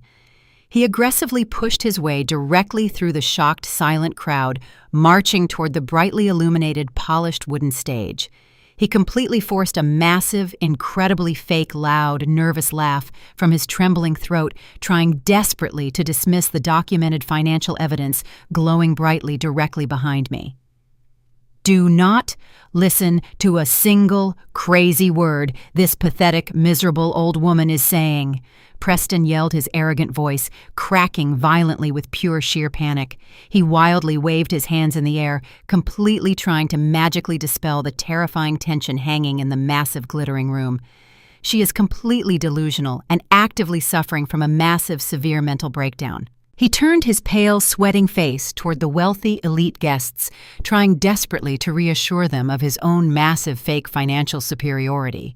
My beautiful luxury life is completely, entirely, perfectly fine. Preston proudly declared, his voice echoing with pure, pathetic, arrogant desperation. I am an incredibly highly successful corporate financial broker. I completely, absolutely do not even need her completely fake, pathetic ghetto trust fund anyway. My incredibly wealthy, brilliant father is successfully closing a massive billion-dollar corporate merger tomorrow morning. His massive financial firm is officially being entirely acquired by a global conglomerate, And I am legally personally guaranteed a massive $7 million executive corporate bonus the exact second that specific massive contract is officially signed. Preston proudly pointed his trembling manicured finger directly at me, completely blinded by his own incredible arrogant stupidity. You completely, totally pathetic old woman, you completely thought you could entirely ruin my beautiful luxury wedding day. But you are absolutely entirely completely wrong. My massive wealth is completely entirely officially secure.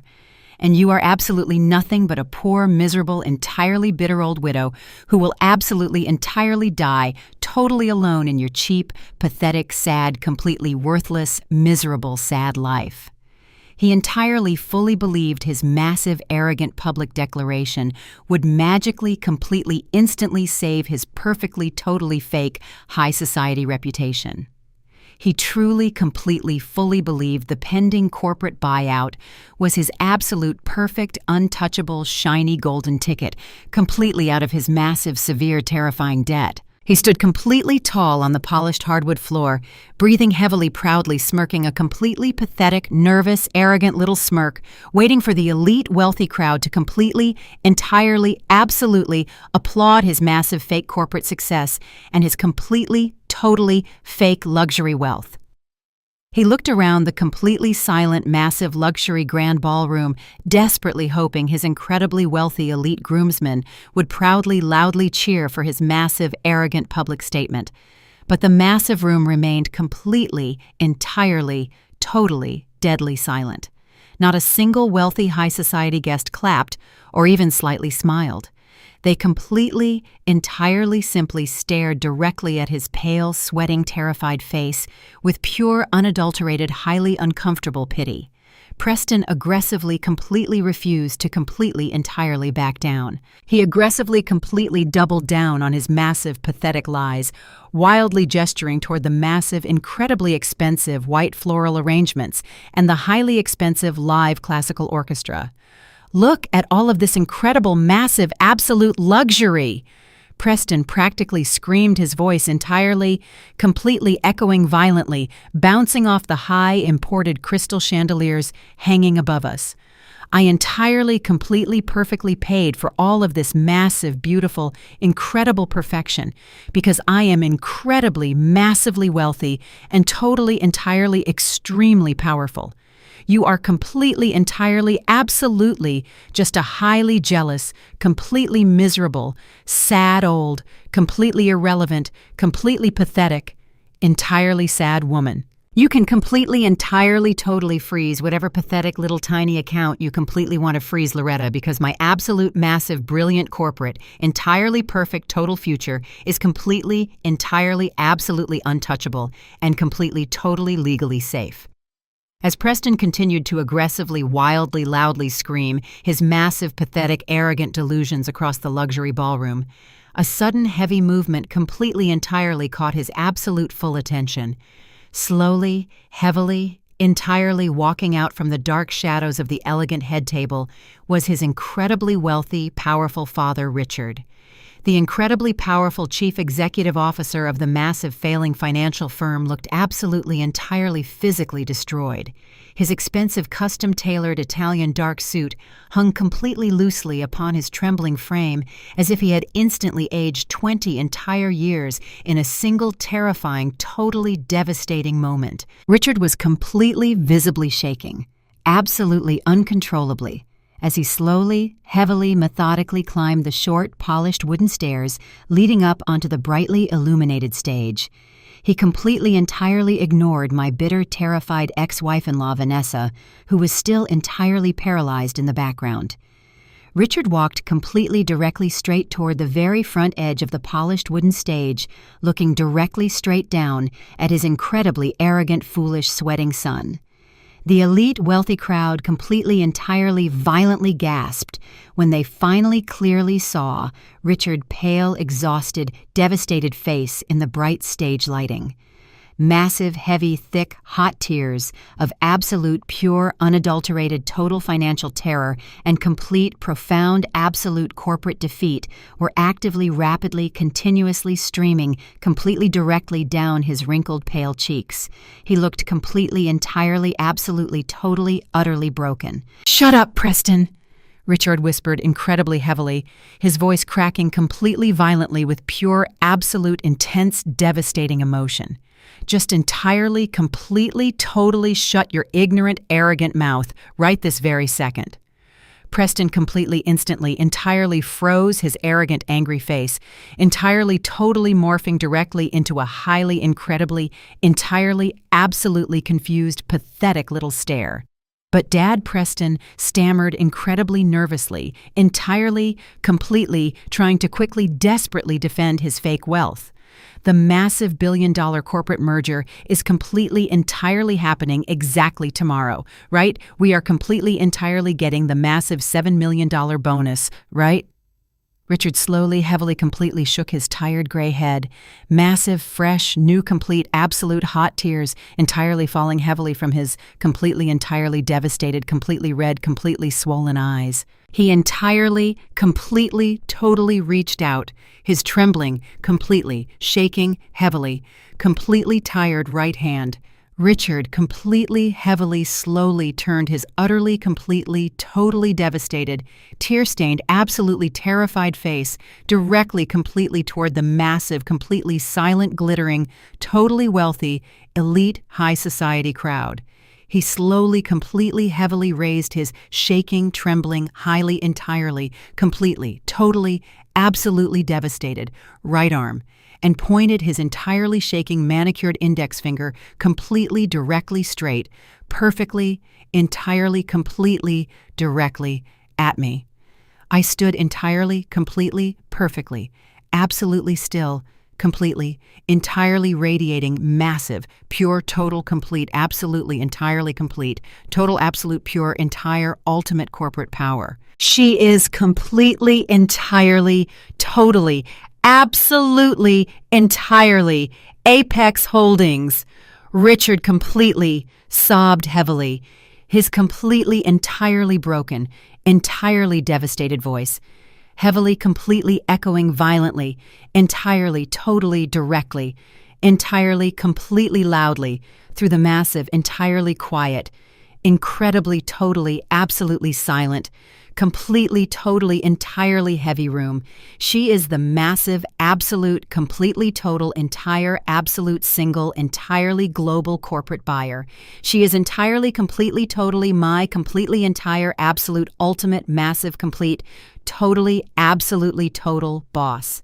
The absolute, entirely, completely massive, totally entire, complete, absolute whole, glittering, beautiful, incredibly, totally, completely, luxury, grand, absolutely, totally, entirely, massive, complete ballroom, completely, absolutely, entirely, violently, rapidly, collectively, entirely, completely, totally, sharply, entirely, loudly, heavily, perfectly gasped, absolutely together today. The massive collective gasp from the elite wealthy crowd echoed violently through the luxurious grand ballroom, completely, entirely shattering the arrogant, fake reality Preston had so carefully constructed.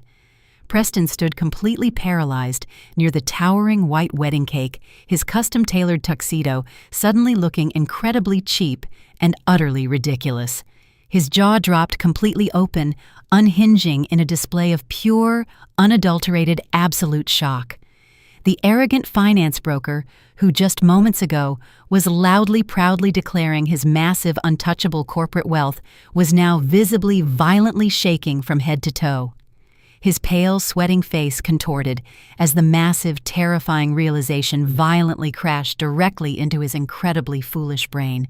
He had not just insulted a poor freeloading old widow. He had actively, maliciously, aggressively targeted the exact billionaire chief executive officer who entirely, completely controlled his absolute entire professional career and his total financial survival. His wide, terrified eyes darted wildly, searching for any possible escape from the massive, devastating truth, but there was absolutely nowhere left to hide. He instantly remembered the long, quiet, carpeted hallway just a few short hours ago. He vividly remembered the absolute smug, toxic, arrogant pleasure he felt when he forcefully shoved that highly illegal forged eviction notice directly into my chest. He remembered laughing incredibly cruelly, telling me to go find a cheap nursing home because he was selling my house to completely fund his extravagant luxury European honeymoon. The sheer absolute magnitude of his incredibly massive fatal mistake was genuinely staggering. He had literally handed highly documented federal wire fraud evidence directly straight to the absolute ultimate apex predator of the massive global corporate financial world. The bright stage lights illuminated his complete, utter, absolute, total panic as his fake, shiny world violently, rapidly, completely, entirely, totally burned, absolutely right, perfectly down tonight, completely. I looked directly down at Preston from the elevated, polished wooden stage, holding the heavy silver microphone firmly in my steady right hand. The incredibly toxic, arrogant smirk that had permanently lived on his smug face for years was now violently erased.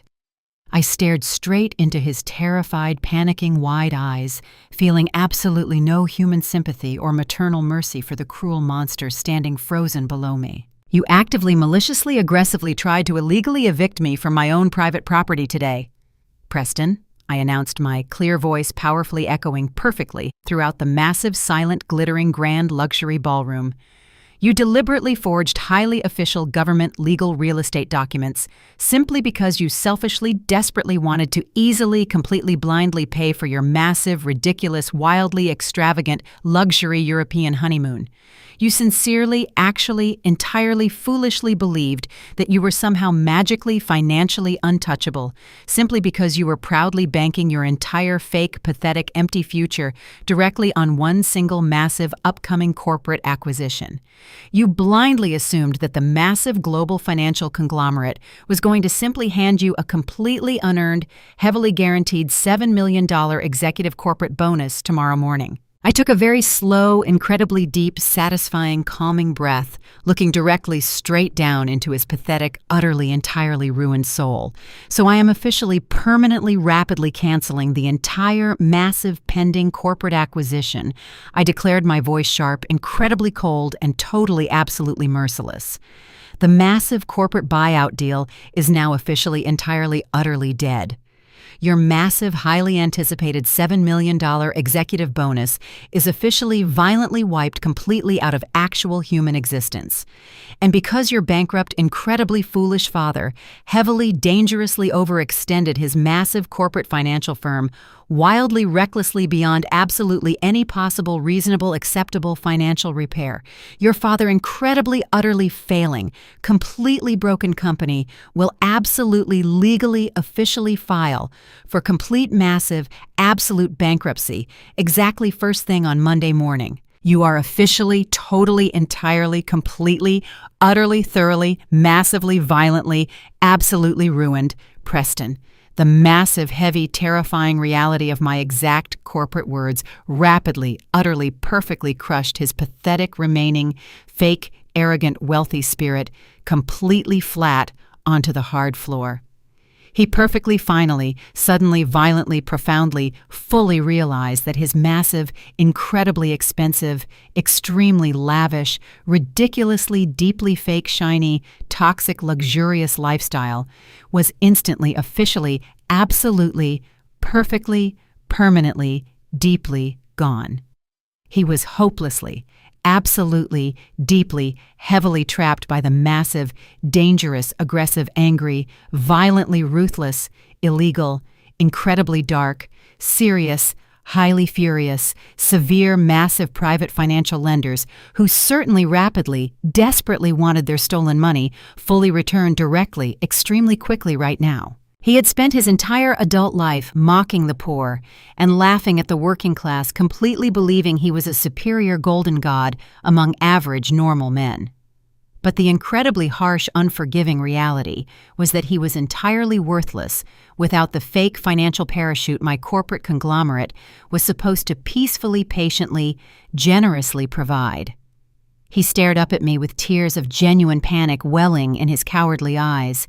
The absolute weight of his massive personal debt was visibly suffocating him right there in front of the massive, towering, expensive white wedding cake. The elite guests, who had just been drinking his expensive imported champagne, were now looking at him like he was a highly contagious, dangerous, fatal, terrible disease. His slick corporate smile was gone forever. He was exactly where he deserved to be, facing the severe ultimate consequences of his greedy, racist, cruel, massively foolish, incredibly blindly arrogant, disgusting, pathetic, completely irredeemable, profoundly, terribly, deeply unforgivable, incredibly horrible, utterly devastating, massive, absolute, complete, total financial, completely, fully, truly terrifying, colossal, absolute failure. Richard, the incredibly powerful chief executive officer of the failing financial firm, violently collapsed completely onto his expensive tailored knees right there on the polished wooden stage. He entirely ignored the massive crowd of 300 shocked elite guests, completely ignoring his own massive public humiliation, to desperately beg for his entire corporate life. "Please, Madam Chairwoman." Richard sobbed heavily, tears violently streaming down his pale, wrinkled face as he desperately clasped his trembling hands tightly together in pure, absolute, unadulterated terror. "Please, I am begging you, completely do not entirely destroy my absolute life work because of my incredibly foolish, extremely arrogant, completely pathetic, terribly blind son. I have spent 40 incredibly long, extremely difficult, hard years completely building this massive financial firm from absolutely nothing.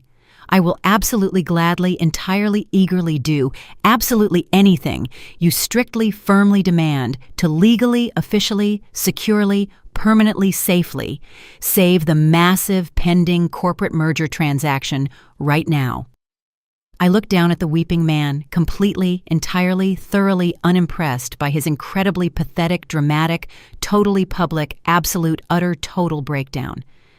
I slowly, completely, silently, smoothly handed the heavy silver microphone directly straight down, firmly, securely, strictly toward his trembling, utterly terrified, grasping old hands. "Prove it," I whispered incredibly coldly, perfectly calmly. Richard violently, quickly, frantically snatched the heavy, cold microphone with both heavily trembling, deeply sweating hands. He slowly, painfully, completely, heavily, awkwardly pulled his massive, shaking, tired frame up from the polished wooden stage floor, turning his incredibly pale, extremely terrified, completely desperate face entirely directly straight toward his extremely, incredibly, completely panicked, totally terrified, staring, sweating son. Preston Richard roared into the live, perfectly amplified, heavy microphone, his incredibly loud, incredibly angry, completely, utterly desperate voice violently echoing perfectly across the entirely silent, completely massive, packed, glittering, grand, incredibly, absolutely massive luxury ballroom.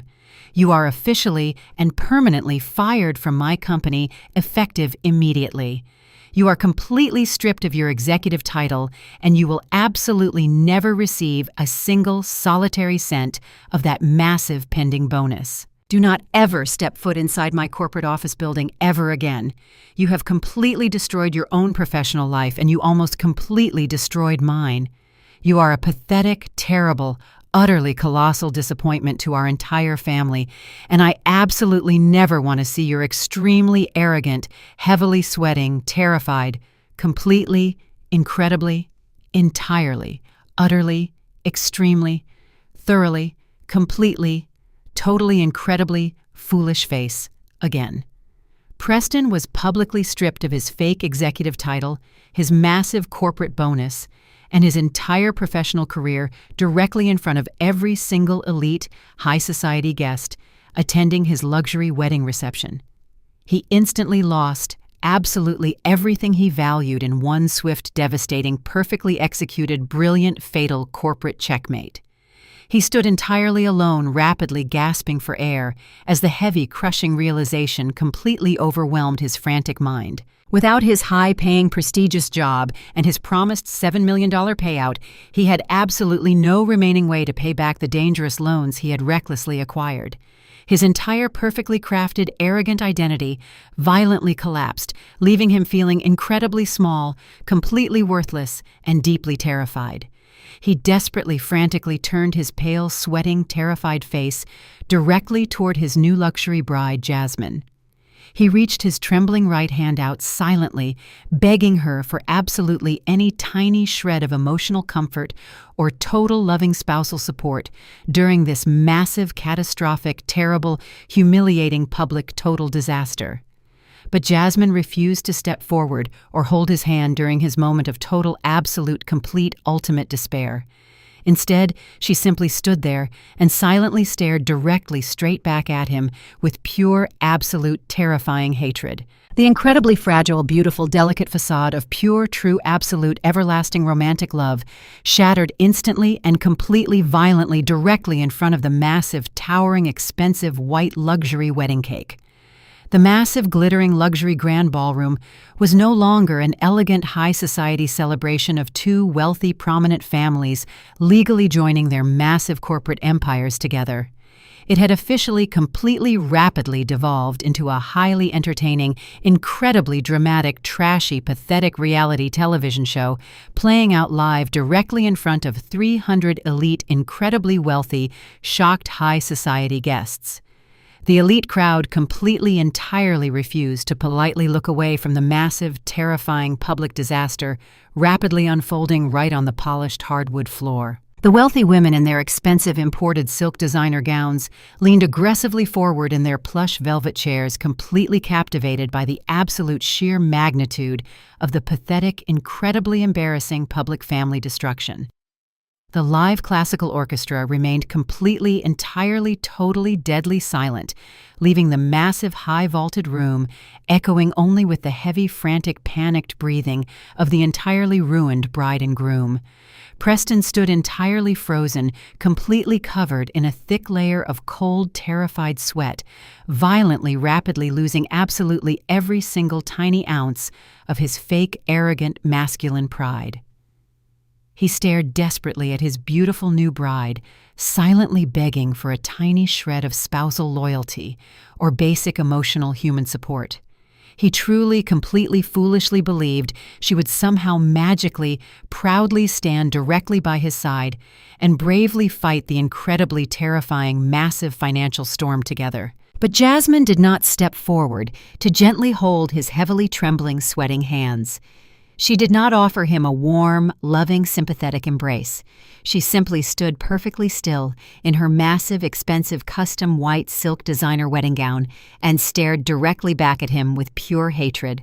Jasmine aggressively stomped her expensive designer heels, completely losing her entirely fake, highly polished, high society composure right in front of the entirely silent, massive, glittering crowd. She violently, aggressively thrust her trembling, manicured finger directly straight into Preston, pale, sweating, totally terrified face. "You completely, entirely, repeatedly lied directly to my face. You pathetic, miserable, disgusting broke loser!" Jasmine screamed incredibly hysterically, her shrill, highly annoying voice violently echoing perfectly across the completely silent, massive luxury grand ballroom. "You constantly, loudly, proudly, repeatedly promised me that you were incredibly, completely, massively wealthy. You confidently, firmly assured me that your totally arrogant white family had incredibly massive, endless, extremely deep corporate pockets entirely filled with secure, generational old money. I completely, entirely, absolutely, totally believed you were a highly successful, incredibly brilliant, top-tier financial broker who could easily, permanently fund my incredibly massive, beautiful, perfect, extremely expensive, luxury high society lifestyle completely forever.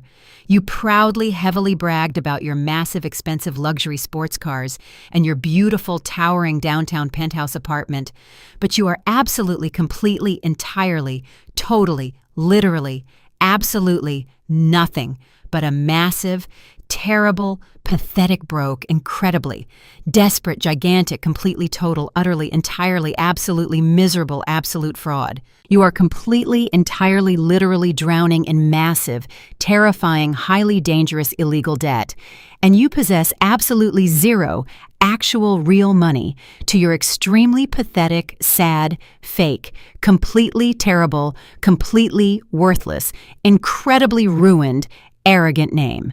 You are entirely, completely, totally broke. Preston completely, entirely snapped his deeply fragile, fake, masculine ego, violently shattering entirely under her aggressive, highly public, vicious verbal assault. His completely pale, heavily sweating, terrified face instantly, violently flashed directly into a bright, angry, toxic, violent red color, as pure, absolute, unadulterated, highly defensive, furious rage rapidly, aggressively, completely, violently boiled right over. He aggressively, violently, wildly threw his heavily trembling arms entirely up into the air, completely, entirely, wildly, aggressively, absolutely rejecting her incredibly massive, vicious, completely harsh public rejection. Do not you dare stand there and pretend you are some perfectly innocent, tragic victim in this massive, completely terrible, incredibly huge disaster. You completely, entirely, totally, utterly pathetic, completely greedy, highly toxic, incredibly arrogant, absolute, entirely fake, totally complete, gold-digging fraud. Preston screamed aggressively, incredibly loudly, viciously, right back directly into her heavily painted, crying, furious, totally angry, extremely red, completely, absolutely furious face.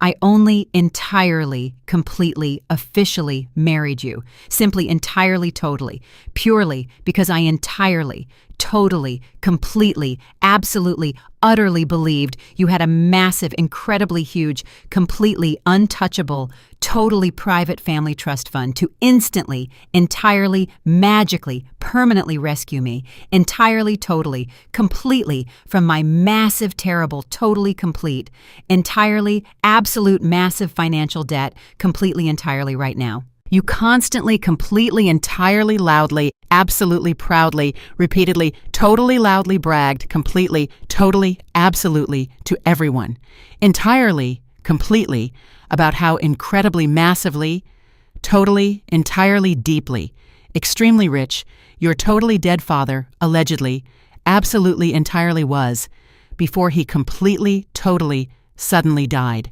You actively, completely, entirely, totally, eagerly, intentionally, deliberately, aggressively, entirely, totally, massively, heavily misled, absolutely, completely, entirely, totally, absolutely me, entirely, totally, into, completely, entirely, completely, totally, blindly, absolutely believing, entirely, totally, completely, absolutely, completely, totally, that I was legally, completely, entirely, officially marrying, entirely, completely, totally, completely into massive, absolute, completely, total, absolute, massive, extreme, entirely, totally, complete financial security, totally, absolutely, entirely, completely, forever. We are both completely, absolutely nothing but two massively, perfectly broke, desperate, pathetic, completely, absolutely, totally, incredibly perfect frauds, screaming at absolutely, entirely each other,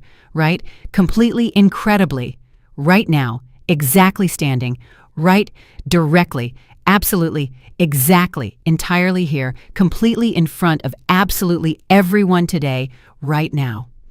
Vanessa could not simply stand quietly and patiently watch her deeply arrogant, toxic daughter getting publicly humiliated directly in front of the entire elite, wealthy, high society crowd. She aggressively marched heavily directly down from the polished wooden stage, straight towards Preston Pale's sweating, terrified face. She violently raised her heavily manicured right hand and aggressively slapped Preston violently straight across his pale, sweating, panicked face. The incredibly sharp, violently loud slapping sound echoed flawlessly across the massive, heavy, silent room. Preston immediately, violently, aggressively pushed Vanessa heavily backward in pure, absolute, defensive, furious, blind rage. His arrogant, wealthy groomsmen immediately, aggressively, violently jumped directly straight into the massive, violent physical fray, perfectly ready to fiercely defend their completely broke, arrogant friend. Jasmine violently grabbed Preston's expensive custom-tailored tuxedo, aggressively, forcefully ripping the expensive, delicate white silk shirt entirely open across his sweating, pale, terrified chest. The elegant, beautifully decorated luxury wedding instantly, rapidly, completely devolved into a massive, incredibly trashy, loud, pathetic, aggressive, physical screaming match right in the exact middle of the pristine, expensive, polished hardwood floor. Groomsmen were aggressively shoving each other violently, knocking over expensive, pristine white guest tables, and loudly shattering delicate imported crystal wine glasses everywhere. Bridesmaids wearing expensive custom silk dresses were screaming wildly, aggressively, pulling at each other perfectly styled hair, entirely ruining their expensive celebrity makeup. The wealthy, elite, high society guests, completely panicked, wildly scrambling frantically away from the massive, violent, chaotic, incredibly trashy physical brawl, entirely terrified of getting their highly expensive custom designer silk evening gowns perfectly ruined by the flying broken crystal glass, and aggressively spilled expensive vintage champagne splashing violently, completely everywhere. Vanessa loudly, hysterically screamed purely vile, absolute, toxic, deeply vicious insults, completely directly right into Preston, incredibly terrified, incredibly pale, sweating, entirely flushed face, aggressively swinging her heavy, expensive designer purse wildly, completely, violently through the heavily tense air. Preston loudly, viciously screamed terrible, deeply insulting, horrible, nasty words, completely, actively, thoroughly, immediately defending himself rapidly, quickly, entirely, wildly, aggressively, fighting brutally, directly, right back at his incredibly, deeply, entirely, absolutely, truly, terribly angry, fiercely, fully, extremely, highly disappointed, utterly destroyed, completely, entirely, perfectly, truly, fully, completely, heavily, extremely, completely, violently, wildly, heavily, fighting this massive, incredibly, perfectly crazy, fiercely, intensely, utterly, highly, truly, terribly, totally, absolutely, completely, insanely furious, highly aggressive, deeply unhinged, perfectly terrible, completely brand new mother-in-law today. I simply stood perfectly still, directly on the highly polished wooden stage, completely unbothered by the massive, terrifying, violent, trashy physical chaos rapidly exploding directly below me. I watched the incredibly pathetic screaming match completely, utterly destroying their fake, luxury, high society wedding with a deeply, incredibly peaceful, very cold, highly calculating, perfectly satisfied, completely genuine, highly victorious smile. They entirely brought this completely massive, terrible, absolute, utter destruction directly onto their own, deeply arrogant, highly, incredibly foolish, incredibly, entirely greedy, totally, completely toxic heads. I smoothly, confidently, gracefully raised the heavy, expensive, cold silver microphone directly straight, completely, perfectly up to my lips, exactly, perfectly, strictly, one, absolutely, total, absolute, completely, final, exactly, ultimate, totally, absolute, single, absolutely, last time. Attention, absolutely everyone. I calmly, firmly, smoothly, perfectly, entirely, absolutely, completely, proudly, incredibly, powerfully announced my incredibly, perfectly clear, entirely sharp, incredibly strong, completely confident voice, violently, completely, heavily, perfectly, entirely, totally, instantly, completely, rapidly, absolutely cutting, entirely right, completely, perfectly, entirely, completely, directly through the noise. The party is officially, completely, perfectly, entirely, totally, absolutely, entirely, completely, perfectly, absolutely, perfectly, entirely, absolutely, totally, completely, entirely, perfectly, totally, completely, perfectly, entirely, utterly, completely, entirely, totally, perfectly over right now. My absolute final declaration completely silenced the chaotic screaming match happening on the polished hardwood floor. The elite wealthy guests froze in their tracks, staring up at the brightly illuminated wooden stage. But Vanessa, My deeply bitter, incredibly arrogant ex-wife-in-law completely refused to simply accept her massive public defeat. She aggressively pushed her way through the completely ruined, expensive white floral centerpieces and the violently shattered imported crystal wine glasses. She marched directly toward the stage, her heavily painted face twisted into a mask of pure, unadulterated, toxic fury. Her expensive beaded designer gown was completely ruined, covered in spilled vintage champagne and dirty footprints from the massive, trashy physical brawl. She aggressively pointed her trembling, manicured finger directly at my face, completely, entirely enraged by my absolute commanding authority. "You have absolutely zero legal right to stand up there and try to abruptly end my beautiful daughter's incredibly expensive, perfect luxury, high society wedding reception," Vanessa screamed hysterically, her shrill, annoying voice violently echoing across the massive, silent, glittering grand ballroom. "You are nothing but a pathetic, freeloading old woman, and you possess absolutely no actual authority inside this massive, expensive building. We proudly, officially, legally paid the massive, extravagant rental fee to completely privately secure this entire luxury country club property until exactly midnight tonight. We legally entirely possess this massive grand ballroom, and we will absolutely stay right here celebrating this beautiful, wealthy union until the very last expensive second officially ticks off the luxury clock. You cannot simply command us to leave our own incredibly expensive private luxury party." Vanessa aggressively crossed her arms over her chest, violently, heavily panting, trying to look incredibly powerful and completely, entirely in charge of the massive, ruined disaster, right here, completely, totally, and absolutely, right now.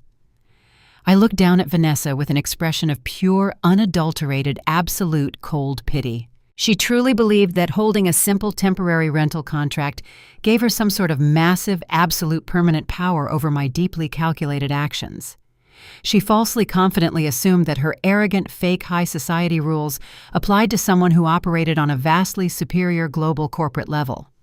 I did not raise my calm voice or engage in her pathetic, loud, trashy public screaming match. I simply reached my steady, confident right hand deep into the tailored inside pocket of my stunning $25,000 custom black designer suit. I smoothly, slowly pulled out my highly encrypted, sleek mobile phone and completely unlocked the glowing bright digital screen. I gently, calmly, firmly tapped the polished glass surface, bringing up a highly official, legally binding, government-certified digital document. I confidently turned the bright, glowing digital screen directly toward her heavily painted, sweating, furious face. "I want you to look incredibly closely at this highly official legal digital document, Vanessa," I instructed smoothly, my voice radiating absolute, pure, unyielding corporate dominance. "This is the official, legally certified, finalized digital master deed to this entire massive luxury country club property and all of its incredibly beautiful surrounding pristine manicured grounds. I deliberately, aggressively, actively purchased this absolute, entire, massive luxury real estate property at exactly 6:00 this very evening.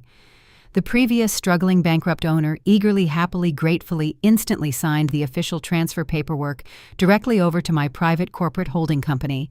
I successfully wired exactly $15 million in pure liquid cash completely directly into his personal bank account precisely 1 single hour ago." Vanessa's jaw completely, instantly, violently dropped wide open entirely, unhinging in pure, unadulterated, sheer, staggering, total shock. Her dark, angry eyes widened massively terrified as she frantically, desperately read the stark, black, bold, official legal text glowing brightly on my small digital screen. She recognized my full legal name officially, permanently printed directly on the absolute primary ownership line. "You did not simply rent a luxury ballroom tonight, Vanessa," I continued, my incredibly sharp, cold, powerful voice cutting violently directly right through her massive, toxic, pathetic, completely fake, arrogant ego. "You are actively, officially, currently, entirely illegally standing directly on my own massive, highly expensive, fully owned private personal property. Therefore, your pathetic, temporary little rental contract is completely, officially, legally, absolutely, utterly, permanently null and entirely, completely void.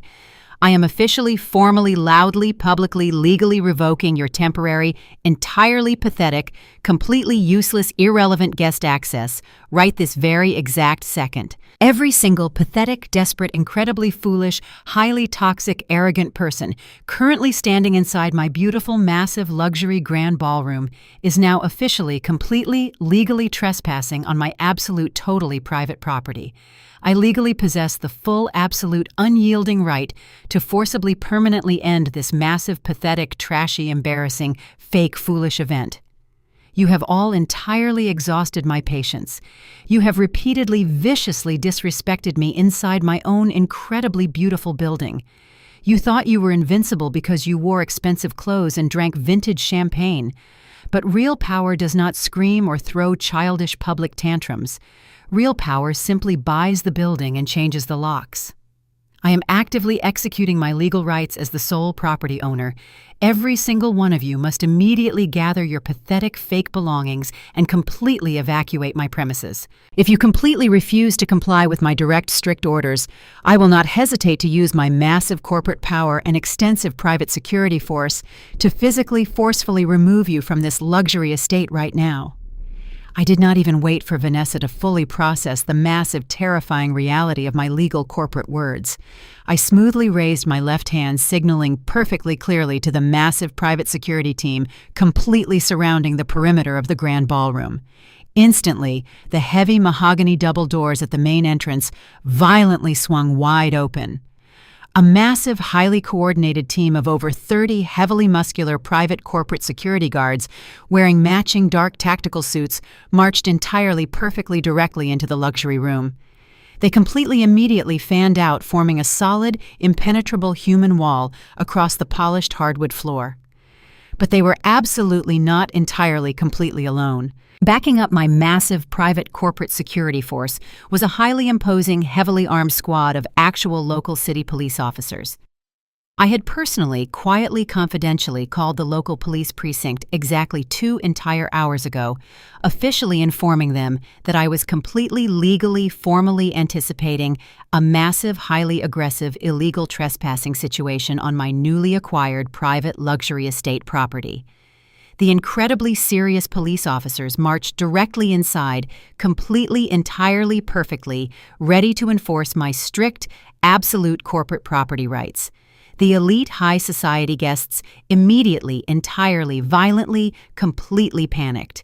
The incredibly wealthy women grabbed their expensive designer silk evening gowns and frantically grabbed their luxury crystal evening bags, wildly, completely, entirely rushing directly toward the absolute nearest exit doors. The massive, imposing security guards began forcefully, loudly barking strict, absolute evacuation orders, completely directly right over the absolute, entire, terrified crowd. Move completely, entirely, quickly, right toward the main exits. Right now, the lead tactical security guard shouted, his incredibly booming voice violently, perfectly echoing across the massive, completely ruined luxury ballroom. Do not stop to pick up any broken glass, and do not absolutely, completely, entirely attempt to argue with the police officers. You are all legally, officially, completely trespassing, and you must completely, entirely, perfectly, immediately exit this entire massive property completely, entirely right now, without any further questions or unnecessary delays. The incredibly wealthy, arrogant groomsmen who were just wildly physically fighting Preston immediately dropped their aggressive, hostile posturing and frantically, actively ran completely away, like completely, entirely, perfectly terrified, completely, incredibly helpless, pathetic, little, frightened, cowardly, tiny mice, running perfectly rapidly out of my grand building without a single shred of the arrogant fake dignity they had so proudly paraded around only moments before this massive, absolute disaster happened. Jasmine stood completely, entirely, totally alone in the exact center of the rapidly emptying grand ballroom. Her highly expensive $10,000 custom white silk designer wedding dress was terribly stained with dark spilled wine and absolutely, utterly ruined. She was completely, violently sobbing, massive, heavy, hot tears, entirely, completely destroying her flawless, expensive celebrity makeup. She realized her entire luxury high society life was permanently over. Her bankrupt husband was currently being completely, physically, forcefully escorted directly outside by aggressive police officers. Jasmine slowly, entirely, completely, stumbled directly toward me, completely falling heavily onto her shaking knees, directly onto the polished hardwood floor. "Please, Loretta," she wept incredibly hysterically, her shrill, annoying voice breaking completely entirely with pure, absolute terrified desperation. "I am begging you completely, please do not totally throw us entirely out into the dark night. Please just absolutely let us stay securely upstairs, inside the incredibly expensive luxury bridal suite, for just our absolute wedding night." I looked completely, entirely, directly straight down into her heavily crying, pathetic, terrified eyes, completely, entirely refusing to offer absolutely any maternal mercy. I slowly, smoothly, perfectly shook my head, staring completely coldly. "Go sleep directly in the dirty streets." The massive grand ballroom rapidly emptied as the incredibly wealthy high society guests practically ran toward the main exit doors, entirely terrified of the heavy police presence. The elegant, polite atmosphere was completely permanently destroyed, replaced by the harsh, loud reality of my absolute corporate authority. Elite women in their expensive imported silk designer gowns tripped over abandoned chairs, completely desperate to escape the massive, humiliating disaster unfolding directly in front of their eyes. They completely abandoned their expensive crystal wine glasses and their heavy luxury evening bags, leaving the pristine white tables looking like a completely destroyed, chaotic battlefield. Within just a few short, terrifying minutes, the massive, glittering room was entirely stripped of its fake, arrogant, high society audience. But my deeply arrogant stepdaughter Jasmine and her completely bitter mother Vanessa stubbornly, absolutely, entirely refused to simply walk away peacefully. They stood completely frozen near the ruined, expensive white wedding cake, crying heavy, hot tears of pure, absolute toxic defeat. Preston was still violently, aggressively arguing with his completely devastated father Richard, entirely refusing to accept his massive, sudden, terrifying financial ruin. The heavy, imposing local police officers completely, entirely lost their professional patience. Two incredibly large armed officers stepped directly forward, aggressively grabbing Preston by his expensive, custom-tailored tuxedo and forcefully pulling his sweating, terrified body toward the heavy mahogany double doors. Another team of strict police officers grabbed Vanessa and Jasmine by their expensive silk dresses, physically, violently escorting the sobbing, screaming, entirely ruined women completely out of my beautiful luxury property. They completely wildly kicked their expensive designer heels, completely thrashing aggressively against the strict police officers, but their massive, pathetic, toxic resistance was completely, entirely, totally, absolutely, entirely, utterly useless. They were finally forcefully, physically thrown entirely directly right, completely, simply, perfectly out. The heavy mahogany doors slammed forcefully shut, leaving the three ruined, toxic individuals isolated in the expansive luxury country club private parking lot. The cool, dark night air was heavy with the distinct, terrifying sound of a massive industrial diesel engine loudly idling directly ahead. Preston frantically wiped the thick layer of cold sweat from his pale, terrified face and looked straight forward into the dimly lit parking area. A massive, heavy-duty commercial tow truck was parked directly in front of the expansive main entrance. The truck had its bright yellow emergency lights spinning rapidly, creating massive, long, dark, terrifying shadows dancing aggressively across the beautifully paved lot. The thick, heavy metal towing hook was already completely securely attached directly underneath the front expensive imported bumper of Preston highly customized, beautiful silver, luxury leased sports car. The loud mechanical grinding sound of the heavy metal winch actively pulling the expensive vehicle slowly up onto the tilted flatbed ramp completely shattered the quiet night. Preston instantly violently lost his completely fragile mind all over again. He aggressively, wildly, frantically sprinted directly toward the massive tow truck driver, waving his trembling arms and screaming hysterically, "Stop what you are doing right this exact second!" Preston shouted, his arrogant voice breaking completely with pure, desperate panic. "That is my incredibly expensive custom-imported luxury vehicle, and you have absolutely no legal right to touch it. I am a highly successful corporate financial broker, and I will completely destroy your entire pathetic working-class life if you do not instantly release my beautiful car." The calm, burly tow truck driver, wearing a simple, stained, heavy canvas work jacket, simply looked down at Preston with an expression of pure, unbothered, absolute amusement. He slowly, casually pulled a thick, official legal digital tablet out of his pocket and confidently pointed a thick, dirty finger directly at the glowing bright screen. "I do not care who you falsely think you actually are, buddy," the calm tow truck driver replied, his deep voice echoing loudly over the rumbling diesel engine.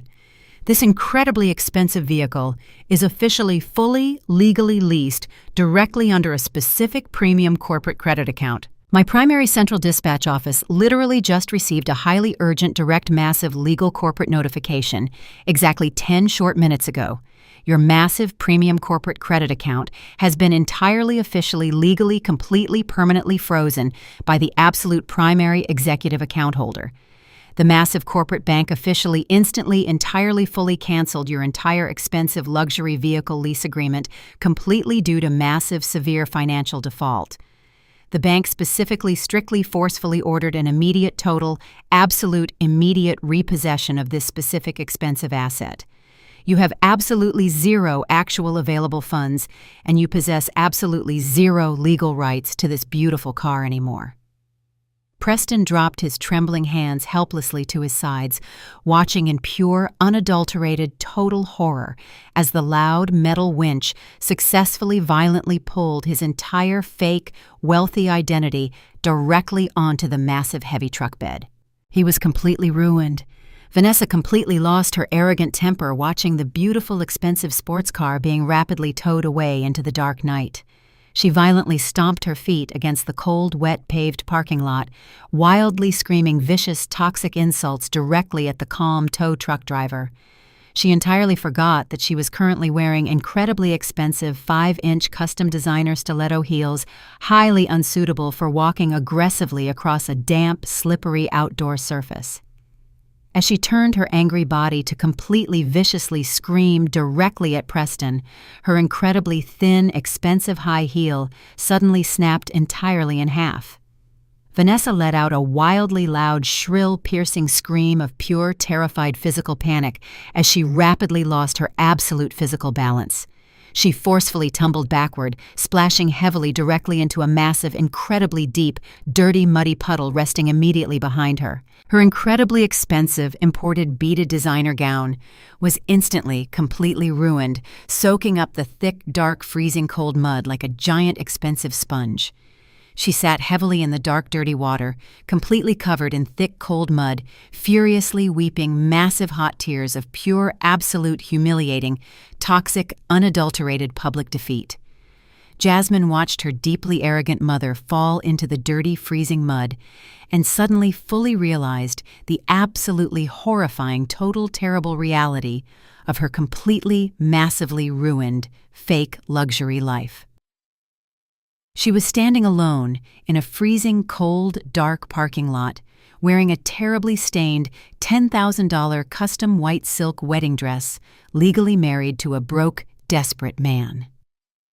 Jasmine violently, aggressively pulled the expensive, shiny diamond wedding ring forcefully directly off her trembling left hand, staring at the useless, heavy metal band with pure, absolute, burning, violent hatred. She aggressively threw the heavy, expensive diamond ring completely directly at Preston's pale, sweating, terrified face. The heavy diamond ring violently bounced sharply off his sweating, pale forehead, disappearing entirely into the deep, dark, incredibly dirty, freezing puddle forever.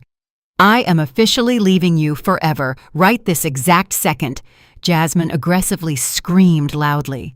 She frantically hailed a cheap, dirty yellow passing taxi cab, throwing her ruined, expensive wedding dress directly into the back. She aggressively demanded the highly confused, tired driver to quickly, safely drive her to a distant friend's apartment on the complete opposite side of the sprawling city. Preston remained completely paralyzed, simply standing alone entirely silently in the freezing, damp, dark luxury parking lot. He had no expensive sports car to drive home and absolutely no massive downtown penthouse apartment to return to tonight. His totally arrogant father, Richard, had already forcefully driven completely away in his own private luxury black vehicle, entirely abandoning his deeply foolish son to suffer the terrible, massive, harsh consequences of his completely stupid, reckless, arrogant, highly toxic greed, entirely, absolutely alone. The highly sophisticated, elite, incredibly wealthy high society wedding event was officially, legally, permanently, violently concluded, exactly as I beautifully planned it. Their massive, incredibly fake, expensive, luxury, romantic high society marriage officially, legally, perfectly, entirely lasted exactly 2 absolutely complete full hours. I slowly, gracefully walked out onto the massive, beautifully decorated upper private stone balcony of my newly legally acquired luxury property. The cool evening breeze gently rustled the pristine white curtains hanging elegantly near the heavy mahogany double doors. I stood perfectly still, leaning comfortably against the cold, polished marble railing, completely unbothered by the harsh drama actively unfolding directly below me in the wet, dark parking lot. I looked straight down, watching my incredibly bitter, toxic, ruined former family desperately scramble wildly, like pathetic, frightened, completely helpless, dirty, tiny rats running frantically quickly away from the terrifying, massive storm I beautifully created. A polite, perfectly trained server quietly approached my right side carrying a heavy silver tray. I smoothly, successfully reached out and delicately picked up a tall, elegant crystal flute, entirely, completely, perfectly filled with highly expensive, delicious vintage imported French champagne. The crisp, sweet, golden liquid sparkled brightly, entirely catching the soft, warm glow of the massive outdoor lighting. I gently, slowly, elegantly raised the beautiful heavy crystal glass, taking one long, incredibly, highly satisfying, deep, slow, delicious, perfect sip.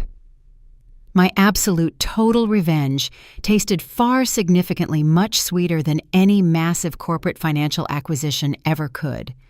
The next 6 months of my life passed with incredibly beautiful, satisfying, absolute perfection. The total absolute destruction of their massive fake luxury lives was completely systematically and entirely meticulously executed. I did not need to actively lift a single finger to completely ruin them because their own massive toxic greed entirely naturally destroyed absolutely everything they ever valued. It was a beautifully fast-paced, entirely satisfying, glorious, completely perfect, absolute montage of pure, unadulterated karmic justice. The massive, highly aggressive corporate financial guillotine had completely, officially, totally, cleanly fallen, completely severing them entirely permanently from their fake, arrogant, high society, wealthy luxury existence forever. They suddenly completely lost absolutely everything they had violently stolen and proudly flaunted. Every single day brought a brand new, entirely devastating, massive, highly public, perfectly humiliating, completely absolute fresh defeat directly to their pathetic, empty, sad, completely ruined, broken doors. The massive, highly aggressive private lenders aggressively, perfectly, absolutely seized every single remaining fake luxury asset. I sat peacefully inside my massive corporate office, safely, completely insulated from their total, absolute ruin. I simply watched the detailed financial reports rapidly cross my sleek digital desk, completely, entirely verifying that the toxic parasites who had aggressively abused my quiet kindness were officially permanently erased from my entirely peaceful existence.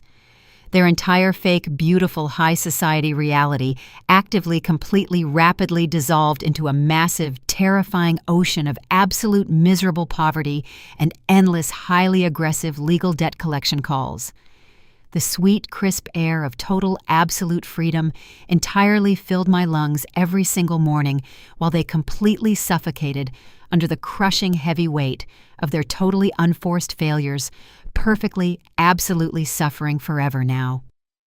The completely, entirely satisfying, glorious, absolute, total, perfect, sweet, pure revenge, was finally, successfully, completely, entirely, permanently, perfectly, entirely, absolutely, fully, beautifully completed today. Preston immediately lost his entire professional career the exact morning after the ruined wedding. The massive global corporate financial industry is a completely ruthless, highly connected, deeply tight-knit elite community that entirely rejects absolute catastrophic public failures. Because his powerful father publicly aggressively fired him directly on the live microphone, completely exposing his massive, terrifying, fraudulent debt to the entire elite wealthy crowd, Preston was officially permanently blacklisted from every single financial brokerage firm in the entire country. Absolutely nobody would ever trust him to manage even a single solitary penny of their massive wealth ever again. His highly expensive, custom-tailored luxury suits were aggressively repossessed by his angry private creditors, leaving him with nothing but cheap polyester uniforms. The incredibly arrogant white finance broker, who used to constantly cruelly laugh at the poor and completely blindly mock my modest clothing, was now permanently physically trapped, working a highly exhausting, totally miserable minimum-wage retail job.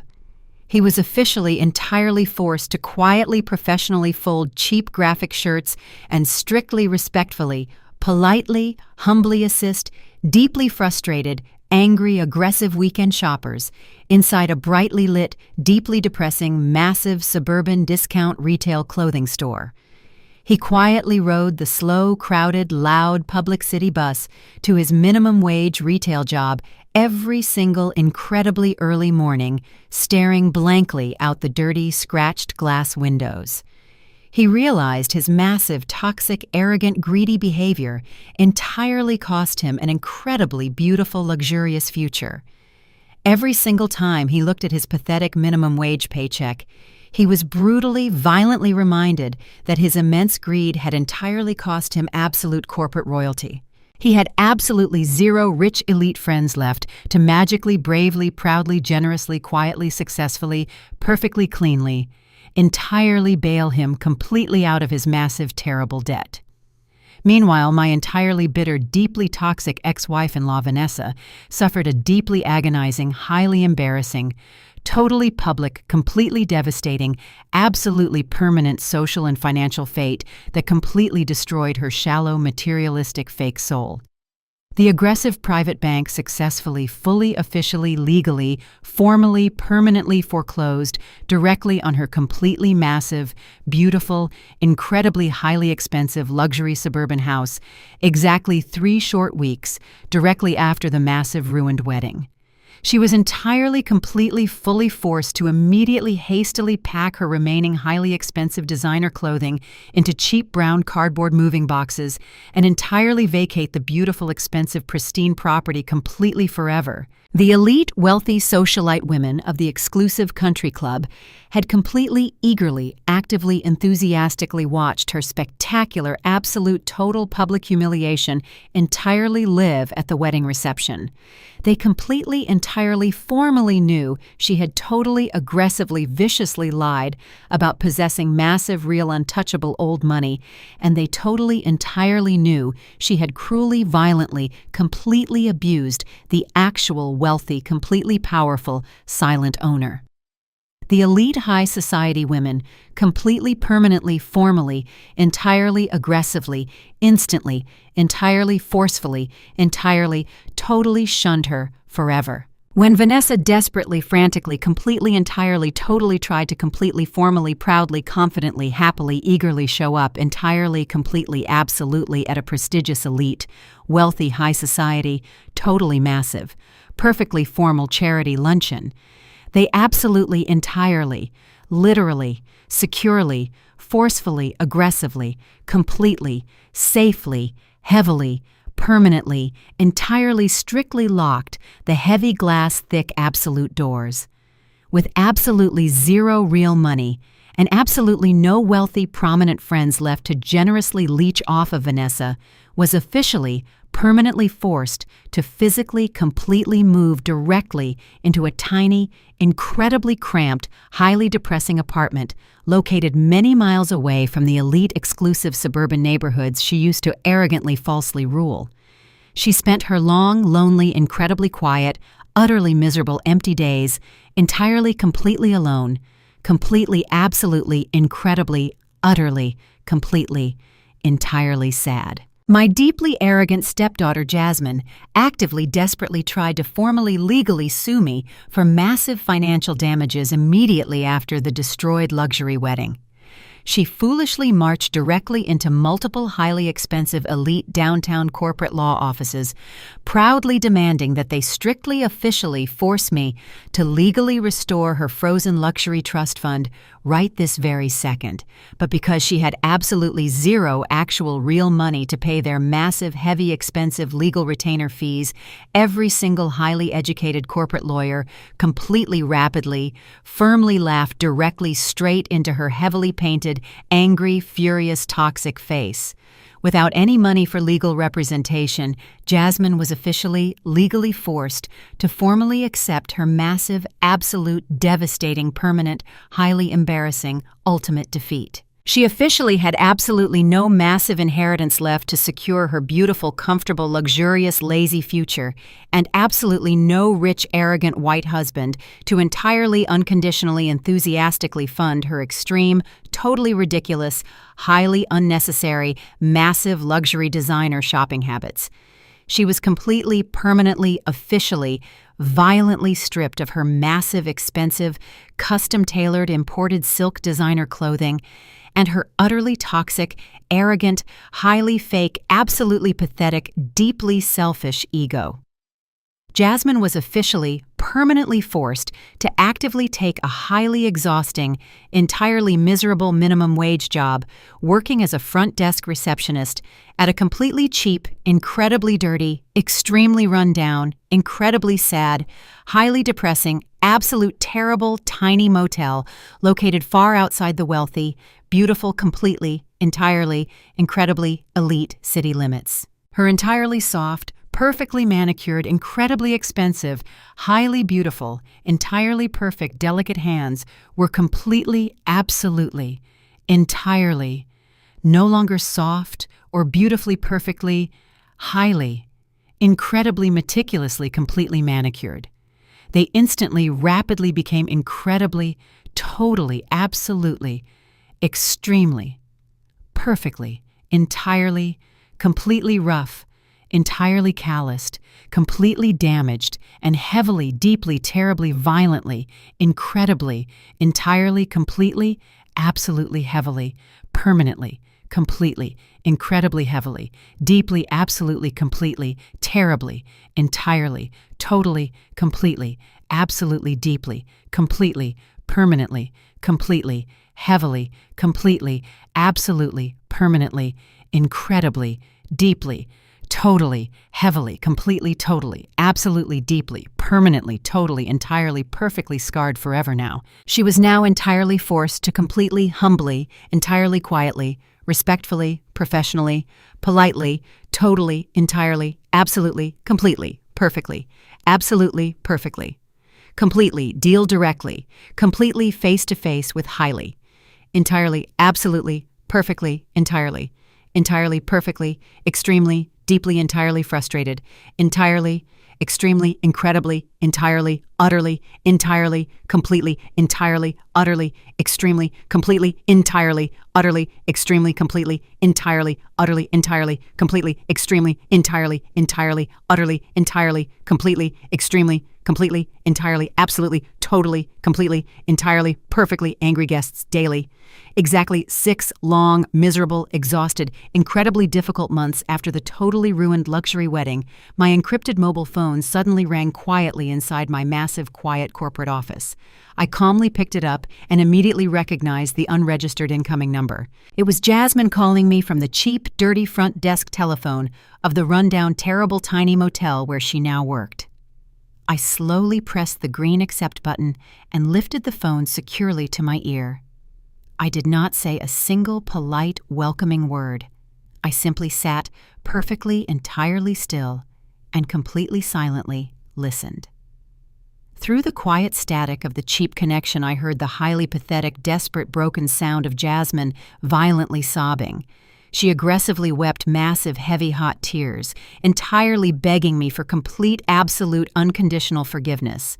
She frantically, desperately begged me for just one single, tiny, small financial loan to completely help her survive the incredibly harsh, terrifying, completely, utterly cold, unforgiving real world. She completely apologized for absolutely everything she had ever cruelly done to me. I calmly, peacefully, quietly, carefully, meticulously, happily, flawlessly, patiently, totally, purely, thoroughly, absolutely, beautifully, simply listened completely to her desperate, crying voice today, exactly once, and hung up. The morning sun casts a brilliant golden glow across the polished mahogany desk of my massive luxury penthouse corporate office high above the busy streets of downtown New York City. I stand perfectly still near the expansive, floor-to-ceiling glass windows, looking out over the magnificent skyline that I completely, entirely own through decades of incredibly hard, relentless work and absolute, pure determination. The massive room is entirely perfectly quiet, completely insulated from the loud, chaotic noise of the busy city below my feet. Resting carefully in the exact center of my perfectly clean desk is the heavily tarnished antique gold pocket watch. It is the exact same deeply precious historical family heirloom that I bravely, quietly rescued directly out of the dirty plastic trash can inside that chaotic luxury bridal suite, exactly 6 long, incredibly peaceful months ago. I slowly walk over to the desk and gently pick up the heavy, cold metal feeling, the intricate, delicate glass face pressing safely, securely into my warm palm. I carefully press the small, rusty metal latch, opening the cover to reveal the perfectly functioning mechanical moving gears ticking quietly inside. It is the absolute only genuine, real, completely authentic physical object my deeply arrogant, highly toxic, completely, entirely ruined stepdaughter ever actually formally, legally owned in her life. She entirely, violently, aggressively, casually, intentionally, carelessly threw it completely away, simply because it did not brightly, violently flash like her entirely fake, heavily leased, imported custom luxury diamonds. I gently rub my thumb across the smooth gold surface, allowing my mind to carefully, profoundly reflect upon the incredibly complex, deeply flawed concept of actual, true, genuine, loyal family.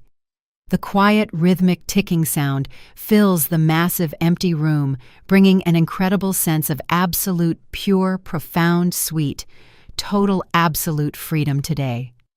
For far too many completely exhausting, silent, lonely decades, I had falsely, blindly believed that simply legally marrying directly into a specifically established family dynamic officially, formally, instantly obligated me to entirely, quietly, silently, endlessly, financially, and emotionally support them completely forever. I was continuously, aggressively, culturally told that legal formal marriage and actual biological human bloodlines completely, somehow, magically, instantly, automatically created an absolutely unbreakable, permanent, highly sacred, pure, mandatory human bond. People constantly, heavily, entirely incorrectly assume that you must completely, absolutely, unconditionally forgive deeply toxic, abusive family members simply entirely because you share the exact same genetic, biological bloodline or legal last name. They heavily, entirely, strongly, aggressively, repeatedly demand that you keep the fragile, uncomfortable peace and silently, willingly accept their endless, terrible, emotional, financial abuse simply to maintain a completely fake, perfectly, entirely false, highly toxic, public, polite appearance.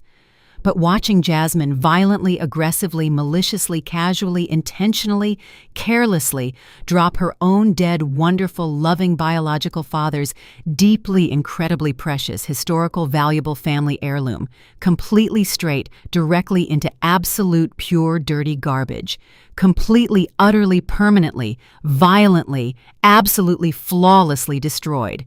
That completely fake, entirely toxic, highly dangerous cultural lie, entirely forever. I entirely, perfectly, suddenly, completely, deeply realized, with absolute, pure, total, complete, crystal clear, perfect clarity, that shared biological human blood and official legal formal marriage certificates absolutely, entirely mean entirely nothing without pure, absolute, complete, total, genuine, highly mutual, entirely deep, profound, absolute, unyielding respect.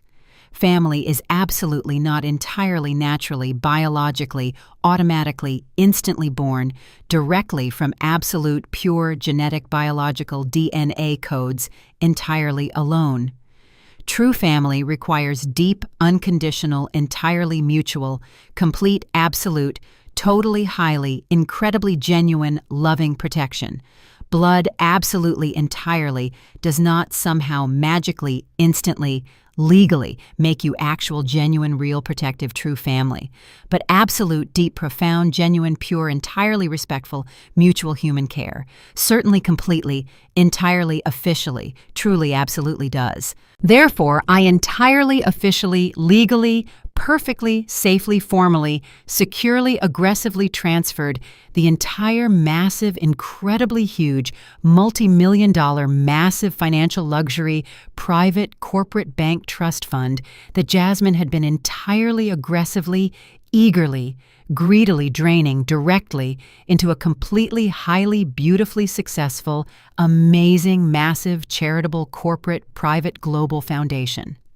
I successfully, officially, formally, legally donated absolutely every single massive, incredible, heavy, huge, single million, completely directly to a highly selective, brilliant, prestigious, extremely beautiful, wonderful, private educational charity. My massive corporate foundation, perfectly specifically, entirely exclusively directly, heavily, massively, actively supports brilliant, hardworking, beautiful young African American women, actively, entirely, aggressively pursuing highly advanced, incredibly difficult, complex, massive, highly intelligent, successful, elite academic degrees, completely, directly, strictly inside the incredibly difficult, highly demanding science, technology, engineering, and mathematics professional academic fields.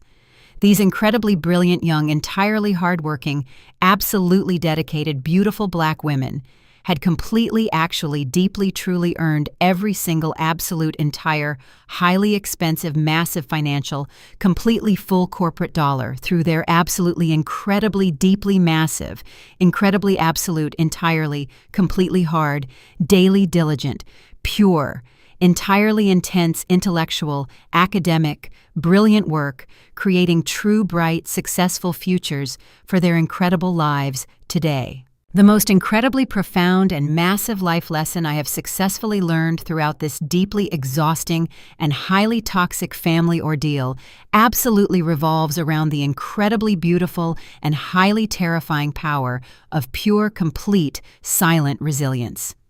For my entire incredibly long and highly successful but beautifully quiet life, I actively and deliberately chose to remain perfectly silent whenever my deeply arrogant family aggressively and viciously insulted my modest clothing or cruelly mocked my peaceful and simple, unassuming existence.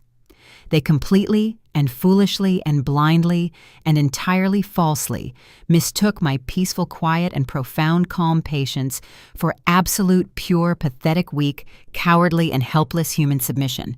They genuinely and fully and deeply and actively and falsely and truly believed that simply because I was a quiet and aging and highly polite and simple and modest older African American woman, I possessed absolutely zero actual, powerful, successful, brilliant, sharp, and intelligent corporate teeth.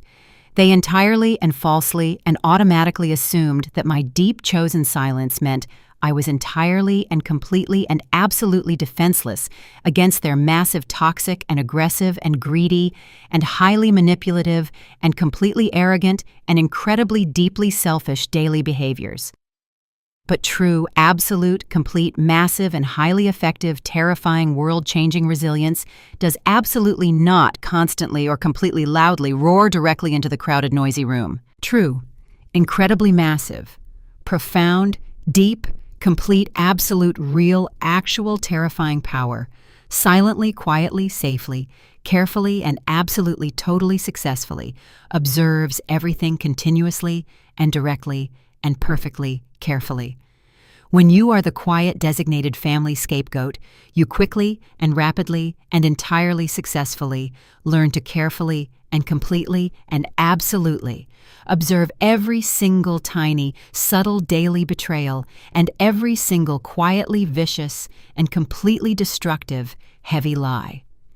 You slowly and completely and silently build your incredibly massive, total, absolute, unyielding, pure, immense strength entirely directly in the dark, quiet, silent shadows, while your deeply arrogant and highly foolish enemies blindly and proudly and heavily and completely celebrate their entirely unearned and completely fake, pathetic victories directly in the bright, glaring light. You absolutely must constantly and perfectly and incredibly aggressively and completely permanently protect your pure, absolute, personal, internal, highly incredible, beautiful peace from deeply toxic and incredibly dangerous and completely highly incredibly toxic and entirely abusive relatives actively and entirely permanently. Never ever let any completely, entirely foolish and highly arrogant and entirely toxic human being entirely, utterly, absolutely, completely underestimate your incredibly, deeply massive and purely total, perfectly true, immense, inherent personal worth simply because you are older or quiet. You must realize that your silence is a highly strategic, profound, incredibly sharp, majestic, heavy weapon that perfectly, absolutely, completely, flawlessly, entirely protects your beautiful soul every single day. Sometimes the most beautiful, profound act of ultimate self-love is simply and confidently opening the massive front door and letting the disgusting trash completely, entirely, safely, perfectly take itself. Completely, entirely, safely, successfully, right out the heavy, tall, entirely beautiful, absolutely secure, quiet, completely clean luxury door today, perfectly, absolutely forever. Sometimes the best, incredibly profound, beautiful, wonderful, unforgettable, ultimate wedding gift you can legally successfully give a deeply, highly toxic, terrible, awful, incredibly arrogant, completely selfish, entirely foolish fake family is the heavy, unfiltered, completely, entirely pure, absolute, total, raw, entirely brutal truth. And please completely trust me, because I officially, certainly, entirely, completely, fully, absolutely know from my own massive, successful, complete life experience that the pure, complete, absolute, true, totally undeniable, honest truth is always very extremely, incredibly, highly, entirely, deeply, profoundly, massively, unimaginably, undeniably, truly, terribly, permanently, entirely, totally, heavily expensive. Have you absolutely, entirely, ever successfully, beautifully had to teach a completely, deeply, entirely, horribly, totally disrespectful, completely terrible, toxic, highly arrogant, deeply bitter, incredibly ungrateful, completely foolish family member, a totally complete, absolutely incredibly beautiful, totally profound, completely massive, entirely permanent lesson? Drop your deeply, incredibly fascinating, absolutely beautiful, completely amazing, incredibly raw, true, absolutely real story in the comments clearly, directly, exactly, visibly below today. Hit that absolutely, entirely, completely, incredibly, visibly, entirely, massive, bright, powerful, perfectly simple, clear-like button and safely, surely, directly, efficiently, immediately, completely, successfully, entirely, rapidly, beautifully subscribe for significantly, entirely, noticeably, absolutely, deeply, profoundly, totally, completely, absolutely more.